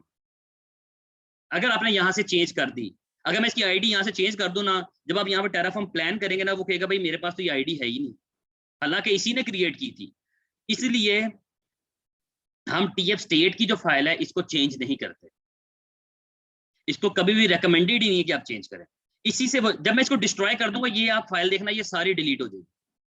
अब मैं आपको ये रिसोर्स डिस्ट्रॉय करके दिखाता हूँ। ये रिसोर्स चल रहा है ना, अभी ये सर्वर मेरा चल रहा है फ्रैंकफर्ट रीजन के अंदर, ये मेरा सर्वर चल रहा है। अगर मैंने इसको डिस्ट्रॉय करना है तो मैं यहाँ पे लिखूंगा terraform डिस्ट्रॉय, बस दैट्स ऑल। ये बता रहा है कि भाई मैं सब कुछ माइनस माइनस है, देखिए सब कुछ के साथ माइनस लगा दिया उसने, मैं सब कुछ डिलीट कर दूंगा। तो अब यहाँ पर हम डिस्ट्रॉय के आगे लिख देते हैं ऑटो प्रूफ, बस। अब वो क्या करेगा, डायरेक्टली जितने, यानी अगर तो अभी तो एक रिसोर्स है ना, अगर जितने भी रिसोर्सेज होते हैं वो सारे डिस्ट्रॉय कर देते। ये देखें अब यहाँ पर मैं जाऊंगा, उसने नीचे लिखा है कि डिस्ट्रॉइंग। अब मैं यहाँ पर जाके रिफ्रेश करूंगा तो देखना ये डिलीट हो रहा होगा, शटिंग डाउन, ये शटिंग डाउन पे चला गया, थोड़ी बार ये डिलीट हो जाएगा। समझ आया? और ये जब ये डिलीट हो जाएगा, मैं आपको टेराफॉर्म की ये वाली फाइल दोबारा ओपन करके दिखाऊंगा, इसमें से मैक्सिमम इंफॉर्मेशन डिलीट हो चुकी हो, क्योंकि ये सिर्फ टेम्परेरीली स्टोर करता है जब तक आपका वो रिसोर्स चल रहा है। और ये बहुत इंपॉर्टेंट, हमारे मल्टीपल रिसोर्सेज हैं और हमने एक इंडिविजुअल डिलीट डिस्ट्रॉय करना है, उसमें उस सिनेरियो में क्या होगा? हाँ बहुत बहुत अच्छा क्वेश्चन है। अभी हमारे मल्टीपल है नहीं, लेकिन मैं आपको बता दूंगा कि हम एक स्पेसिफिक वाला भी डिलीट कर सकते हैं। हम क्या करेंगे, हम सिर्फ उसका ये कॉल करेंगे, नेम, रिसोर्स का नाम, कि भाई मुझे डिस्ट्रॉय करना है ये रिसोर्स, वो उस रिसोर्स को डिलीट करते हैं। अभी आपको करके दिखा दूंगा। अच्छा ये देखिए, ये हो गया पूरी तरह टर्मिनेटेड, ये यहाँ से डिलीट हो गया। इसने कहा कि भाई एक रिसोर्स था वो मैंने डिलीट कर दिया। अब मैं आपको ये फाइल दिखाता हूँ, इस फाइल में देखिए कुछ भी नहीं है, वो सारी इंफॉर्मेशन चलेगी। ये खाली एक टेम्पलेट रह जाता है जो कि एक स्टैंडर्ड टेम्पलेट होता है टेराफॉर्म स्टेट का, लेकिन इसमें देखें वो सारी इंफॉर्मेशन चलेगी। ये टेम्परेरीली स्टोर होती है ये चीज, इसलिए मैं कहता हूँ कि इसको डिलीट, इसको छेड़ना भी नहीं है, आपका ताल्लुक ही नहीं है इससे, ये वो खुद मेंटेन कर रहा होता है। अब अगली चीज के ऊपर आते हैं, अब और भी कुछ 2 से 3 रिसोर्सेज क्रिएट करते हैं। अच्छा डॉक्यूमेंटेशन की मैं इतनी देर से बात कर रहा था, आप लोगों को दिखा नहीं सका। अगर मुझे ये सारी कमांड जो मैंने यहाँ पर लिखी है ना, ये मैं आपको इसलिए ये चीज सिर्फ मोटिवेट करने के लिए कह रहा हूँ, हालांकि मुझे लिखनी आती है, ऐसा नहीं है, मैंने बड़ी कॉम्प्लेक्स टेराफॉर्म के ऊपर भी मैं इस टाइम काम कर रहा हूँ, लेकिन मैं सिर्फ आप लोगों को मोटिवेट करने के लिए कह रहा हूँ कि ये मैंने कोई खास को बड़ा तीर नहीं मारा, ये इसको क्रिएट करके ये सब चीजें आपको इजीली टेराफॉर्म की डॉक्यूमेंटेशन में मिल जाएंगी। अगर मैं यहाँ पर, सॉरी यहाँ पर नहीं क्लिक करता, ये प्रोवाइडर में चला जाएगा। अगर मैं आपको सिंपली गूगल ही करना चल, मैं लिखता हूँ टेराफॉर्म EC2 इंस्टेंस एग्जाम्पल, या कोई भी यहाँ से आपको ये डॉक्यूमेंटेशन, टेराफॉर्म की डॉक्यूमेंटेशन ओपन करूंगा, आपको ये दिखा देगा, बता देगा कि हमारे रिसोर्स ये कैसे क्रिएट करना है। ये देखें ये एग्जांपल्स हैं, ये इसमें कुछ एक्स्ट्रा चीजें भी आ रही होंगी, आपने उनको इतना नहीं देखना। मैंने इंस्टेंस पे किया था मेरे ख्याल से, यही है वैसे तो, लेकिन इतना सा कोड है, ये देखें सिर्फ वो, ये वही कोड है, AMI इंस्टेंस टाइप टैग, ये वही नहीं है, हालांकि क्योंकि स्टैंडर्ड है ना, एक वही यूज करना था मैंने भी, लेकिन ये वो है। लेकिन अगर मैंने चाहे, मैंने यहाँ पर VPC डिफाइन करना है, मैं यहाँ पर VPC भी डाल सकता हूँ। मैंने जो अगली इन्फॉर्मेशन थी ना, यानी कि जो इंस्टेंस क्रिएट करते हुए लॉन्च इंस्टेंस पे मैंने आपको दिखाई थी कि यहाँ पर हमने T2 माइक्रो सेलेक्ट कर लिया, AMI सेलेक्ट कर ली, ये जो इन्फॉर्मेशन है कि भाई मेरा VPC कौन सा होगा, सबनेट कौन सा होगा, पब्लिक IP होगा, प्राइवेट होगा, IAM रोल क्या होगा, ये सारी इन्फॉर्मेशन भी हम यहाँ पर दे सकते हैं, और वो इन्फॉर्मेशन हम यहाँ पर नीचे ऐड करते जाएंगे, तो वो आपकी आ जाएगी।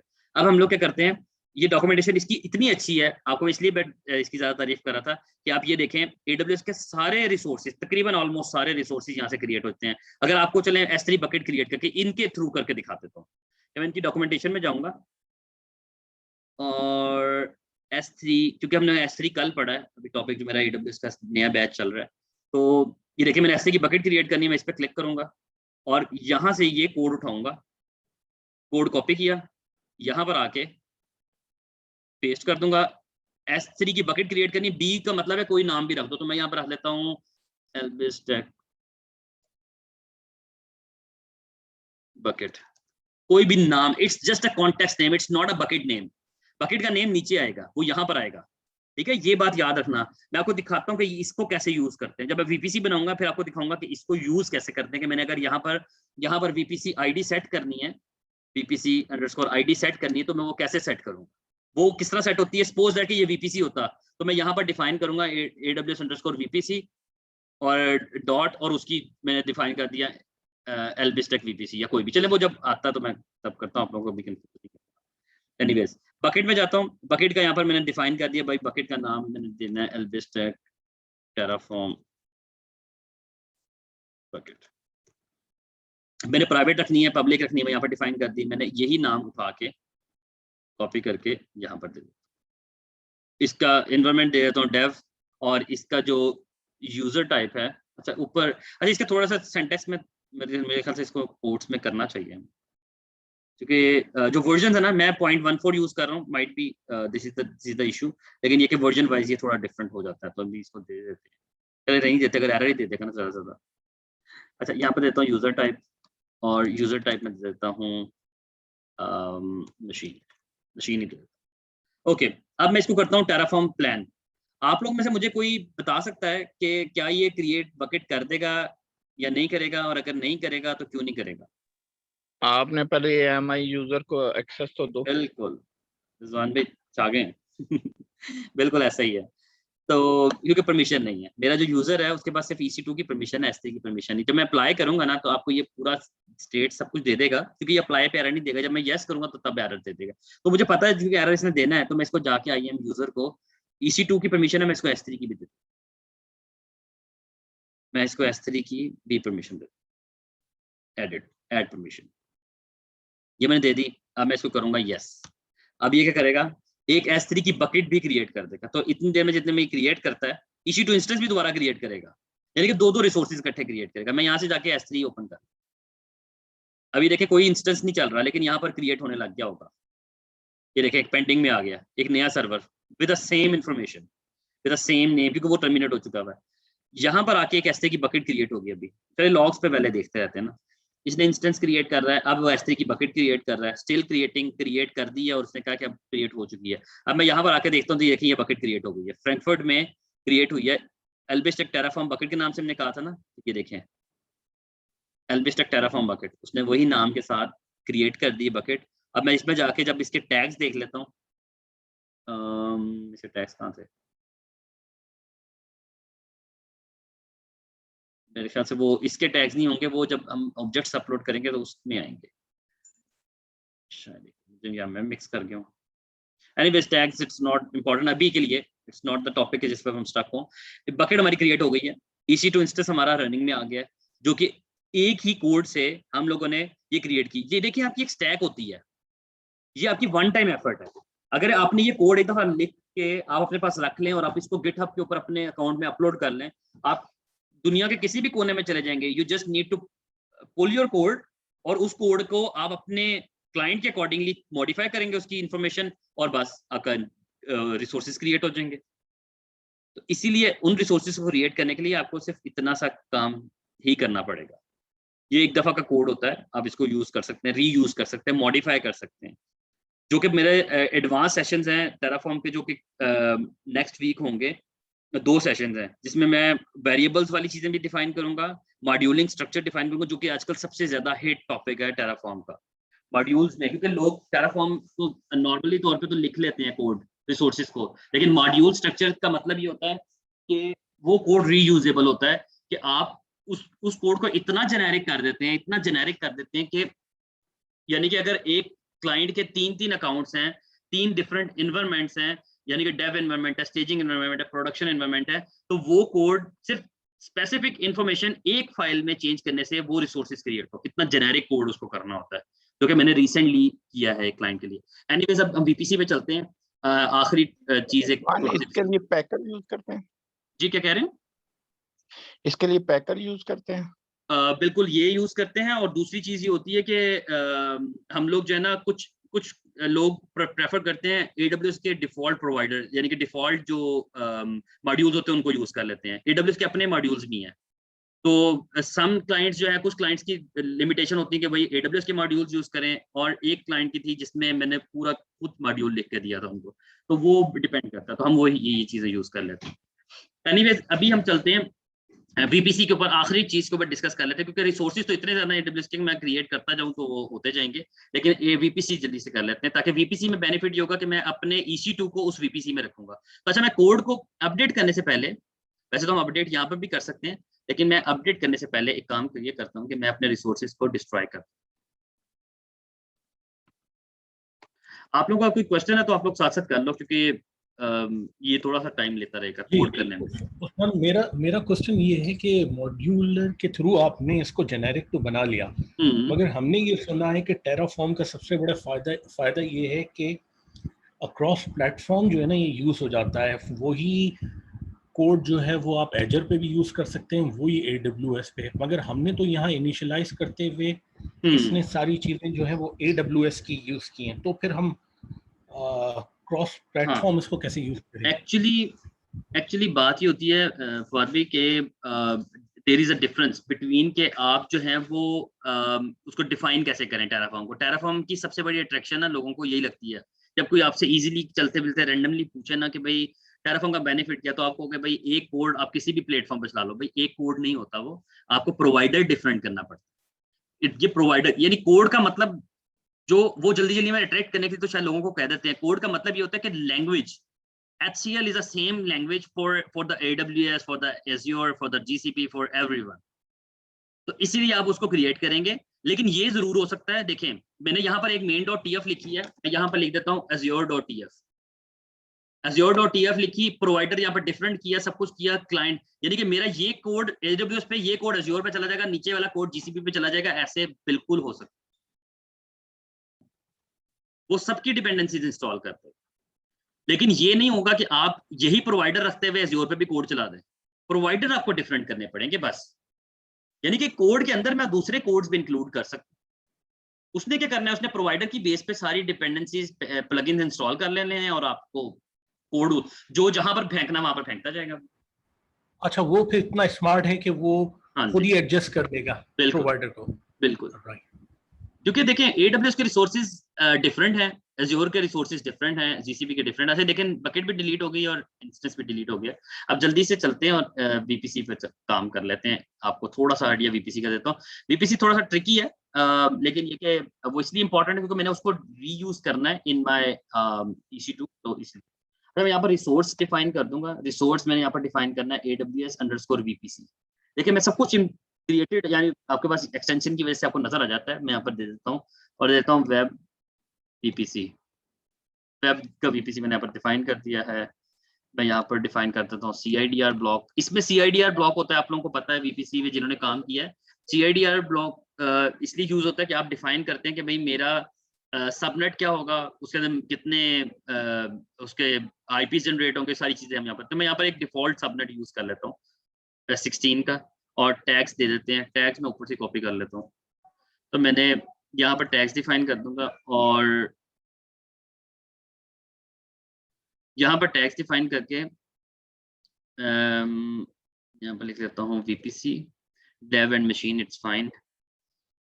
तो ये इतना सा कोड VPC का है, लेकिन VPC सिंपल अकेला नहीं होता। आपको पता है VPC जब क्रिएट होता है तो उसको सबनेट भी क्रिएट करना है, उसको राउट टेबल्स भी क्रिएट करने हैं, तो वो बहुत अभी भी इतना टॉपिक है कि मैं 1 घंटा और VPC में ही बोल सकता हूँ।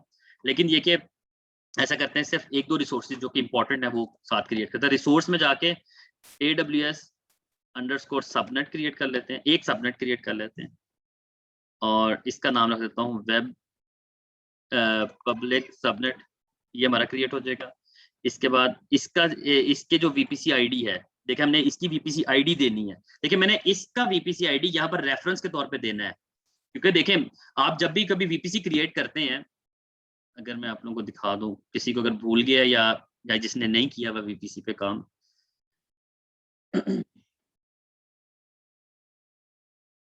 तो अगर मैं सबनेट में जाऊं और सबनेट को क्रिएट करूँ ना, तो सबसे पहले आपसे क्या पूछेगा, VPC आईडी बताओ कि किस VPC के अंदर क्रिएट करना है। फिर अगला क्वेश्चन बाद में होता है कि भाई कौन सा CID आ रहा है और कौन सा क्या चीज है। तो हम लोगों ने यहाँ पर VPC आईडी, तो अब VPC आईडी देखें, आप खुद सोचें कि क्या VPC क्रिएट हो गया जो मैं उसकी आईडी यहाँ पर दूंगा? तो क्रिएट तो नहीं हुआ, वो तो इकट्ठे क्रिएट होने हैं। तो ये यहाँ पर हम इसको रेफरेंस के तौर पर देंगे। ये इसका रेफरेंस सबसे ईजी ये है कि आप सबसे पहले ये देंगे, उसके बाद डॉट करके ये दे देंगे। यानी कि आप यहाँ पर लिखेंगे AWS_VPC डॉट वेब, वो जो ऊपर डिफाइन किया वेब VPC, बस, और डॉट ID, मुझे आईडी चाहिए ना, आईडी। अब वो क्या करेगा, इस रिसोर्स की, इस नाम वाले रिसोर्स की आईडी को उठा के यहाँ पर सेट कर देगा जब वो क्रिएट होगी। ये होता है रेफरेंस करना, जिसकी वजह से मैंने अभी ये टॉपिक कवर किया है, अदरवाइज मैं ये छोड़ देता। लेकिन रेफरेंस देना एक चीज को दूसरे में कैसे करना, ये इंपॉर्टेंट था। अरे सॉरी, मैं यहाँ पर CIDR भूल गया हूँ।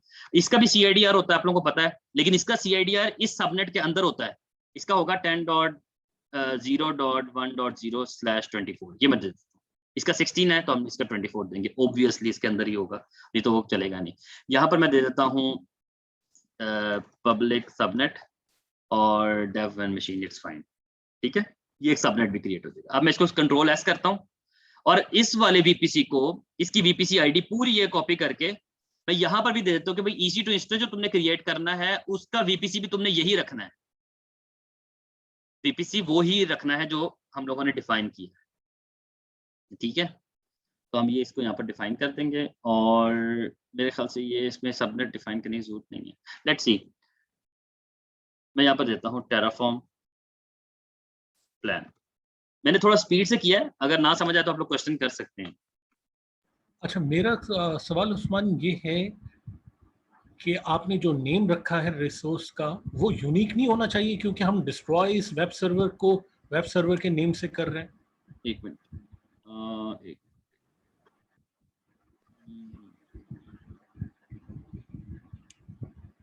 हाँ जी, अच्छा क्वेश्चन दोबारा करें रिजवान भाई। ये जो आपने सीक्रेट की और एक्सेस की इधर डिफाइन की हुई है ऊपर, इनको या तो हम वेरिएबल्स में रख सकते हैं, लेकिन अगर हम वेरिएबल्स में भी नहीं रखना चाह रहे क्योंकि शेयर मतलब गिटहब में भेज रहे हैं, तो क्या इसको पॉसिबल है कि हम अपने लैपटॉप के एनवायरनमेंट में रख लें? हाँ, बहुत अच्छा क्वेश्चन है। मैंने इसीलिए इसको इनेबल किया था कि उसने मुझे ध्यान में आया कि रिकॉर्डिंग इनेबल नहीं है। अच्छा, इसको ये बात हमेशा याद रखना, this is the worst way to use the keys, कि अगर आपने कभी इस तरह से कीज यूज की तो ये याद रखें कि आपने कभी अपने कोड को गिटहब पे पुश कर दिया या आपने किसी के साथ शेयर किया तो आपकी ये कीज भी चली जाएंगी, और ये कीज चली गई तो इसके बेस के ऊपर जो बैकएंड पे परमिशन है वो भी लीक आउट हो जाएगी। तो इसका तरीका ये होता है, इसको हम वेरिएबल्स में कन्वर्ट करते हैं। दूसरा तरीका ये होता है कि कुछ जगहों पे हम लोग यूज करते हैं secrets manager. Secrets manager AWS की सर्विस है जिसके अंदर हम स्टोर करते हैं अपने क्या नाम है क्रेडेंशियल्स को स्टोर करते हैं और फिर उनके थ्रू हम कम्युनिकेशन करते हैं, जो कि बहुत ही सिक्योरेस्ट वे। और दूसरा तरीका ये कि कुछ लोग AWS की एक सर्विस है AWS वॉल्ट, वो यूज करते हैं। उसका बेनिफिट ये होता है कि आपने जिस प्लेटफॉर्म के ऊपर रन आपने चलाना होता है ना, आप उसको पहले CLI से उस प्लेटफॉर्म में CLI से लॉग इन कर लेते हैं और यहाँ पर क्रेडेंशियल्स देते नहीं है। यहाँ पर आप लोग जो है वो क्या नाम है अकाउंट नेम दे देते हैं, जस्ट अकाउंट नेम। वो क्या करता है, आपके अकाउंट के नेम को पकड़ के आपको रिसोर्सेज क्रिएट करने देता है, क्योंकि जब आप देखें, होता ये कि आप पहले लॉगिन कर चुके होते हैं अपने अकाउंट के ऊपर, CLI से अपने अकाउंट में लॉगिन कर चुके होते हैं, और जब उस अकाउंट में लॉगिन करने के बाद आप अपने स्क्रिप्ट को रन करते हैं ना, तो वो आपके लॉगिन की क्रेडेंशियल्स को पकड़ के उस कोड को एग्जीक्यूट करता है, तो उससे आपके एक क्रेडेंशियल्स नहीं जाते हैं। ये तो अभी मैंने नॉर्मल वे में आप लोगों को एक्सप्लेन किया, क्योंकि मैं इतनी ट्रिकी चीजों में चला गया ना, तो ये चीजें कवर नहीं होनी। अगर हम ऑटोमेशन की बात करें, अगर हम उसमें कोई पाइपलाइन रन कर रहे हैं थ्रू जेंकिंस, बहुत हमारा बहुत कोड जैसे कि हम एग्जैक्टली जैसे गिट के थ्रू किया हुआ है, तो उस सिनेरियो में फिर हम किस तरह से स्टोर करेंगे इसको? बिल्कुल, बहुत अच्छा क्वेश्चन है, ये मैं कर रहा हूँ आजकल जेंकिंस के थ्रू मैं मोस्टली टेराफॉर्म के रिसोर्सेज क्रिएट कर रहा होता हूँ। उसमें मैं क्या करता हूँ, अपनी ये क्रेडेंशियल्स, ये जो कीज हैं, ये जेंकिंस के क्रेडेंशियल्स में सेव कर देता हूँ, और उसके बाद जब जेंकिंस कंसल्ट करता है, उसका फायदा ये होता है कि जेंकिंस हमेशा जो जितने भी कीज हैं उनको इनक्रिप्ट करके रखता है अपने पास। बिल्कुल ऐसे। तो उसका बेनिफिट ये होता है कि वो कभी भी शेयर ही नहीं करता। तो वो जब उसके थ्रू अपनी जॉब एग्जीक्यूट करता हूँ तो वो टेराफॉर्म का स्क्रिप्ट गिटहब से पुल करता है, उसको पुल करने के बाद उसको एग्जीक्यूट करता है, और उसकी डिपेंड बेस के ऊपर जो है वो क्रेडेंशियल्स मेरे उस अकाउंट के ऊपर क्रिएट हो जाते हैं। राइट, ठीक, थैंक यू। ठीक है, केस बनते हैं इसके।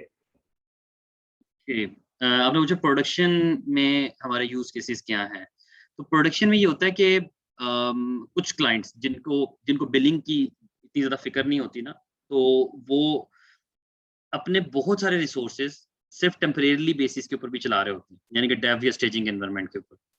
वो क्या करते हैं, वो ये चाहते हैं कि हमें थोड़ी देर के लिए हमारा एक कोई टास्क परफॉर्म करना है, हम उसको प्रॉपर तरीके से परफॉर्म करें, और उसके बाद फिर हम उस रिसोर्सेज को डिलीट कर दें। तो कुछ क्लाइंट्स इसलिए यूज करते हैं। लेकिन अगर प्रोडक्शन एनवायरनमेंट की बात करें, तो प्रोडक्शन एनवायरनमेंट के अंदर इतने ज्यादा मोस्टली कॉमनली जो है वो चेंजेस नहीं होते। हम सिर्फ इसलिए उस एनवायरनमेंट को टेराफॉर्म के थ्रू कन्वर्ट कर लेते हैं या डिप्लॉय कर लेते हैं, उसकी रीजन सिर्फ ये होती है कि हम ये चाहते हैं कि सॉरी हम ये चाहते हैं कि हमारे जितने भी रिसोर्सेज हैं वो हमारे पास एक अपनी प्रोडक्शन की कॉपी क्रिएट हो जाए। उसकी कॉपी क्रिएट होने का बेनिफिट ये होता है कि आपने जब एक दफा टेराफॉर्म के थ्रू सारे रिसोर्सेज प्रोडक्शन में डिप्लॉय कर लिए, इट्स मीन कि आपके पास एक पूरी टेराफॉर्म की स्क्रिप्ट आ गई है। अब आपने अगर उसका रेप्लिका क्रिएट करना है ऑन एनी डेव और स्टेजिंग एनवायरनमेंट, तो आपको एग्जैक्टली वही कॉपी पकड़ के आप डेव में या उसमें डिप्लॉय करेंगे, तो आपके पास वो एनवायरनमेंट, क्योंकि हम क्लोज टू प्रोडक्शन रहना चाहते हैं हमेशा, कि हमारे पास वही एनवायरनमेंट चल रहा हो जो प्रोडक्शन में चल, ताकि हम जो टेस्टिंग कर रहे हैं हमें वहां पर जो एरर्स आएंगे, इट्स मीन कि वही एरर्स हमें प्रोडक्शन में भी आ सकते हैं। तो हमें हमेशा क्लोज टू प्रोडक्शन रहने के लिए हम ये काम करते हैं। दूसरी, क्योंकि वहां पर कॉमनली चेंजेस नहीं होती, ऑब्वियसली वहां पर हम प्रोडक्शन में ऐसी चेंजेस नहीं करते। लेकिन मेरा एक जो क्लाइंट है जिसका मैं काम कर रहा हूँ, उसकी पेमेंट सर्विसेज हैं, उनकी कुछ बिलिंग और कुछ इस तरह से पेमेंट सर्विसेज हैं। वो क्या नाम है, जेंकिंस के थ्रू नहीं, वो करते हैं, ट्रेविस भी CI टूल है जेंकिंस की तरह का, वो उसके थ्रू सिर्फ एक जॉब एग्जीक्यूट करते हैं जो कि टेराफॉर्म का पूरा वही प्रोडक्शन का रेप्लिका क्रिएट करके उसमें वो टेस्टिंग करके रिजल्ट्स, यूनिट टेस्ट क्रिएट करके सारे रिजल्ट्स ला के दे देता है कि भाई ये चीजें हो गई हैं। उसका बेनिफिट मैंने आपको बताया कि वही मिलता है, क्योंकि अगर आपने वो चेंजेस प्रोडक्शन में जब करनी, उससे पहले ही आप उसको स्टेजिंग में टेस्ट कर लेते और चला के देख लेते। टूल कौन सा बताया आपने? ट्रेविस। अच्छा, तो ये भी same like Jenkins build tool Jenkins है? हाँ, ये भी CI टूल है। CI टूल है, बिल्कुल। अच्छा, ये मैं चेंज साथ कर लेता हूँ। मैंने वहां पर VPC ने डिफाइन करना होता है। VPC हम जब EC2 इंस्टेंस होता है, EC2 इंस्टेंस में VPC ने डिफाइन करते हैं, हम ये सबनेट हमेशा डिफाइन करते हैं। तो मैं यहाँ पर सबनेट ID डिफाइन कर दूंगा, और सबनेट ID दे दूंगा उसका जो भी मैंने क्या नाम है रिसोर्स क्रिएट किया, जिस तरह मैंने यहाँ पर डिफाइन किया था ना AWS VPC। तो मैं सबसे पहले AWS सबनेट दूंगा। इसको थोड़ा सा बड़ा ही कर लें जल्दी। ये मैं इधर दूंगा डॉट और उसका नाम, ये पब्लिक सबनेट। उस्मान, आप इधर टैग तो मैन्युअली डिफाइन करो, तो बेहतर ऑप्शन नहीं लोकल्स में कर दिया जाए? हाँ, लोकल्स में कर लें तो भी वो असल में मैंने रिजवान भाई इतनी ज्यादा अभी बेसिक्स है ना, तो इसलिए मैं इनको भी उसी में रख के कर रहा हूँ कि अभी हार्ड कोड सब कुछ कर, इसलिए मैंने वेरिएबल में भी कन्वर्ट नहीं किया इनको। नहीं तो अदरवाइज हम वेरिएबल्स की एक फाइल होती है, उसको कहते हैं variables.ts।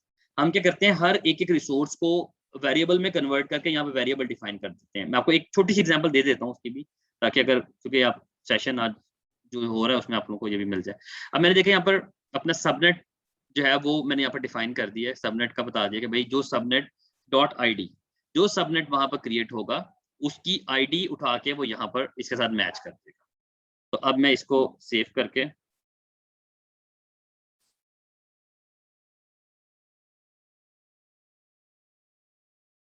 एग्जीक्यूट कर देता हूँ, ताकि फिर हम लोग वेरिएबल वाली चीज आखिरी करके तो खत्म करते हैं। आप लोग क्वेश्चन इसलिए मैं आप लोग को भी कह रहा हूँ कि आप लोग करते हैं, क्योंकि एट द एंड शायद टाइम ना बचे, मेरा AWS का सेशन शुरू होना है। मैंने ऑटो अप्रूव करके इसको इम्प्लीमेंट कर दिया। अब वो क्या करेगा, उस क्या नाम है, S3 बकेट भी क्रिएट करेगा, EC2 का इंस्टेंस भी क्रिएट करेगा, VPC और सबनेट भी क्रिएट करेगा और EC2 को VPC के अंदर करेगा। लेकिन आप सबसे बड़ी चीज देखें, टेराफॉर्म कितने इंटेलिजेंटली क्रिएट करता है। उसको पता है कि VPC के बगैर EC2 इंस्टेंस क्रिएट नहीं होगा, ना सबनेट क्रिएट होगा। तो उसने सबसे पहले VPC क्रिएट किया, फिर उसने सबनेट क्रिएट किया, फिर उसने S3 का बकेट का ताल्लुक नहीं था ना किसी चीज के साथ, इसलिए उसने उसको क्रिएट करने लग गया, वो इंडिपेंडेंट थी। EC2 इंस्टेंस सबसे एंड पे क्रिएट कर रहा है क्योंकि उसकी डिपेंडेंसीज ज्यादा है। तो अब आप यहाँ पर देखें, अगर मैं VPC में जाता हूँ तो VPC के अंदर एक VPC क्रिएट हुआ है जो मैंने अभी क्रिएट किया, ये वाला। एक सबनेट क्रिएट किया होगा जो मैंने अभी क्रिएट किया था, ये वाला 10.0. इस सबनेट को EC2 इंस्टेंस में भी डाल दिया होगा। मैं इसको रिफ्रेश करता हूँ तो यहाँ पर ये पेंडिंग में आ रहा है। इसका VPC आप देखें, इसका VPC चेक करें, ये VPC वही है, इसका नाम देख लें जो मैंने भी क्रिएट किया था। ये देखें, टेराफॉर्म सबनेट पब्लिक, ये देखें ये क्या लिखा है, पब्लिक सबनेट और VPC भी। उसने EC2 को उस VPC के अंदर इंप्लीमेंट कर दिया। S3 का ताल्लुक किसी से नहीं था, इसलिए उसने S3 की बकेट वैसे ही क्रिएट कर दी। तो पूरा उसने VPC क्रिएट किया, सब कुछ क्रिएट किया, उसने कहा सब कुछ ओके है और इसको। लेकिन अब मैं एक आखिरी चीज करके सेशन खत्म करता हूँ, और वो ये है कि मैं वेरिएबल्स वाली एक चीज आप लोगों को दिखा देता हूँ। जस्ट उससे आप लोगों को वेरिएबल वाली चीज का पता चलेगा। वैसे वेरिएबल में इसलिए करते हैं ताकि हम उसको जितना ज्यादा जेनेरिक कर सकें उतना कर लें। हम लोग मैंने एक जब तक डिस्ट्रॉय हो रहा है मैं आपको बताता हूँ, मैंने जेंकिंस के थ्रू ये वेरिएबल्स में कन्वर्ट करके बेनिफिट्स ये लेते हैं हम लोग कि हम पैरामीटर्स वहां पर जेंकिंस में लेते हैं ना, जिस तरह पैरामीटर्स, हम पैरामीटर्स के अंदर एनवायरमेंट्स ले जाते हैं कि भाई मैंने अपनी टैग्स का नाम क्या रखना है, सपोज दैट। तो मैंने इसको वेरिएबल में कन्वर्ट करूंगा और इसको पास करूंगा जेंकिंस के थ्रू। तो जेंकिंस के थ्रू वो टेराफॉर्म में जाएगा और जाके इसका नाम वो रिप्लेस करेगा जो मैं जेंकिंस की पैरामीटर्स में डिफाइन करूँ। तो वो यानी कि जितना ज्यादा आप ऑटोमेट कर सकते हैं वो आप इसको कर सकते हैं। यानी कि मैं यहाँ पर एक फाइल जल्दी से क्रिएट करता हूँ, variables.tf। variables.tf की फाइल होती है जहां पर हम वेरिएबल्स डिफाइन करते हैं। उसका बेनिफिट आप लोगों को ये मिल जाता है कि आप इजीली क्या नाम है, अपने चीज को थोड़ा सा ऑटोमेट कर लेते हैं।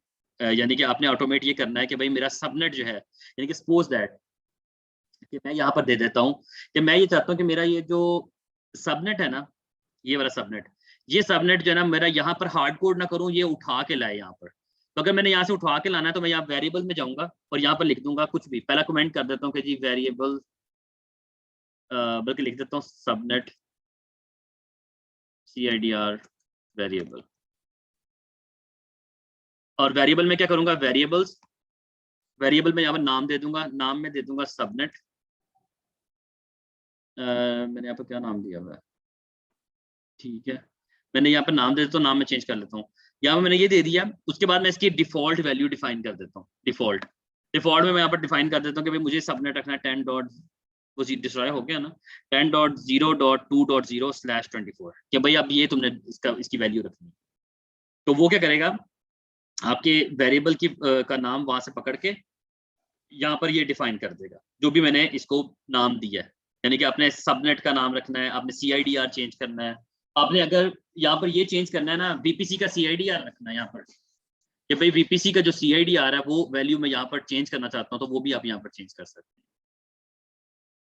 तो यानी कि मैंने यहाँ पर डिफाइन कर दिया, मैं यहाँ पर डिफाइन कर देता हूँ सबनेट, और सबनेट में डिफाइन कर देता हूँ,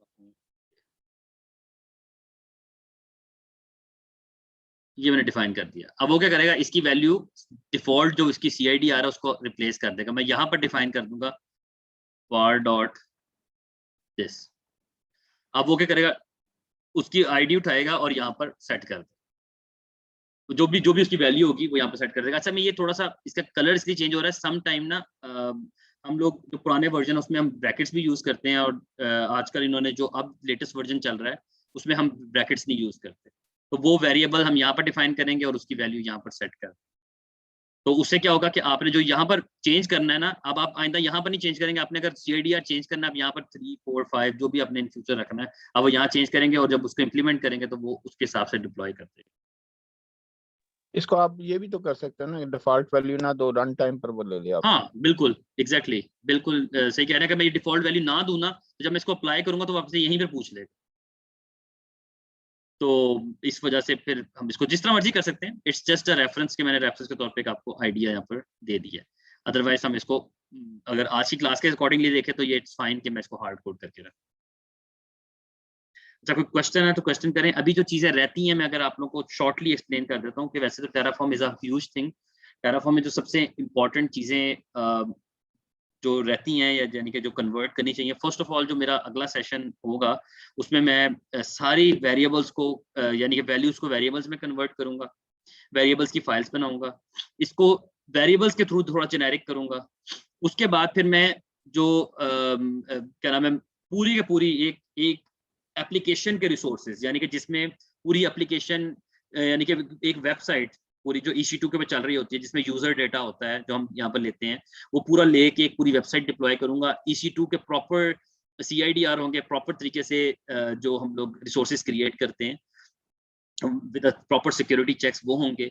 उसके बाद जो आखिरी पार्ट होगा उसमें मैं मॉड्यूलिंग का पूरा सा एक ओवरव्यू दूंगा जिसमें हम लोग यानी कि 3 डिफरेंट एनवायरनमेंट्स बनाएंगे, डेव, स्टेजिंग एंड प्रॉड, और एक कोड मॉड्यूल्स का रखेंगे जिसके अंदर मैं VPC क्रिएट यानी कि VPC को इतना जेनेरिक कर दूंगा कि मैं उसको चाहे प्रॉड से क्रिएट करूं, चाहे डेव से क्रिएट करूं या चाहे स्टेजिंग से क्रिएट करूं, मेरा VPC उसकी कॉन्फ़िगरेशंस को उठा के एक फाइल में चेंज करने वाली कॉन्फ़िगरेशन को उठा के VPC के मॉड्यूल को कॉल करके वो VPC क्रिएट कर देगा। तो वो चीजें हम लोग थोड़े एडवांस लेवल पे करेंगे। तो ये टेराफॉर्म का सेशन आज का इतना ही है। बाकी कोई क्वेश्चन है तो आप लोग क्वेश्चन कर सकते हैं।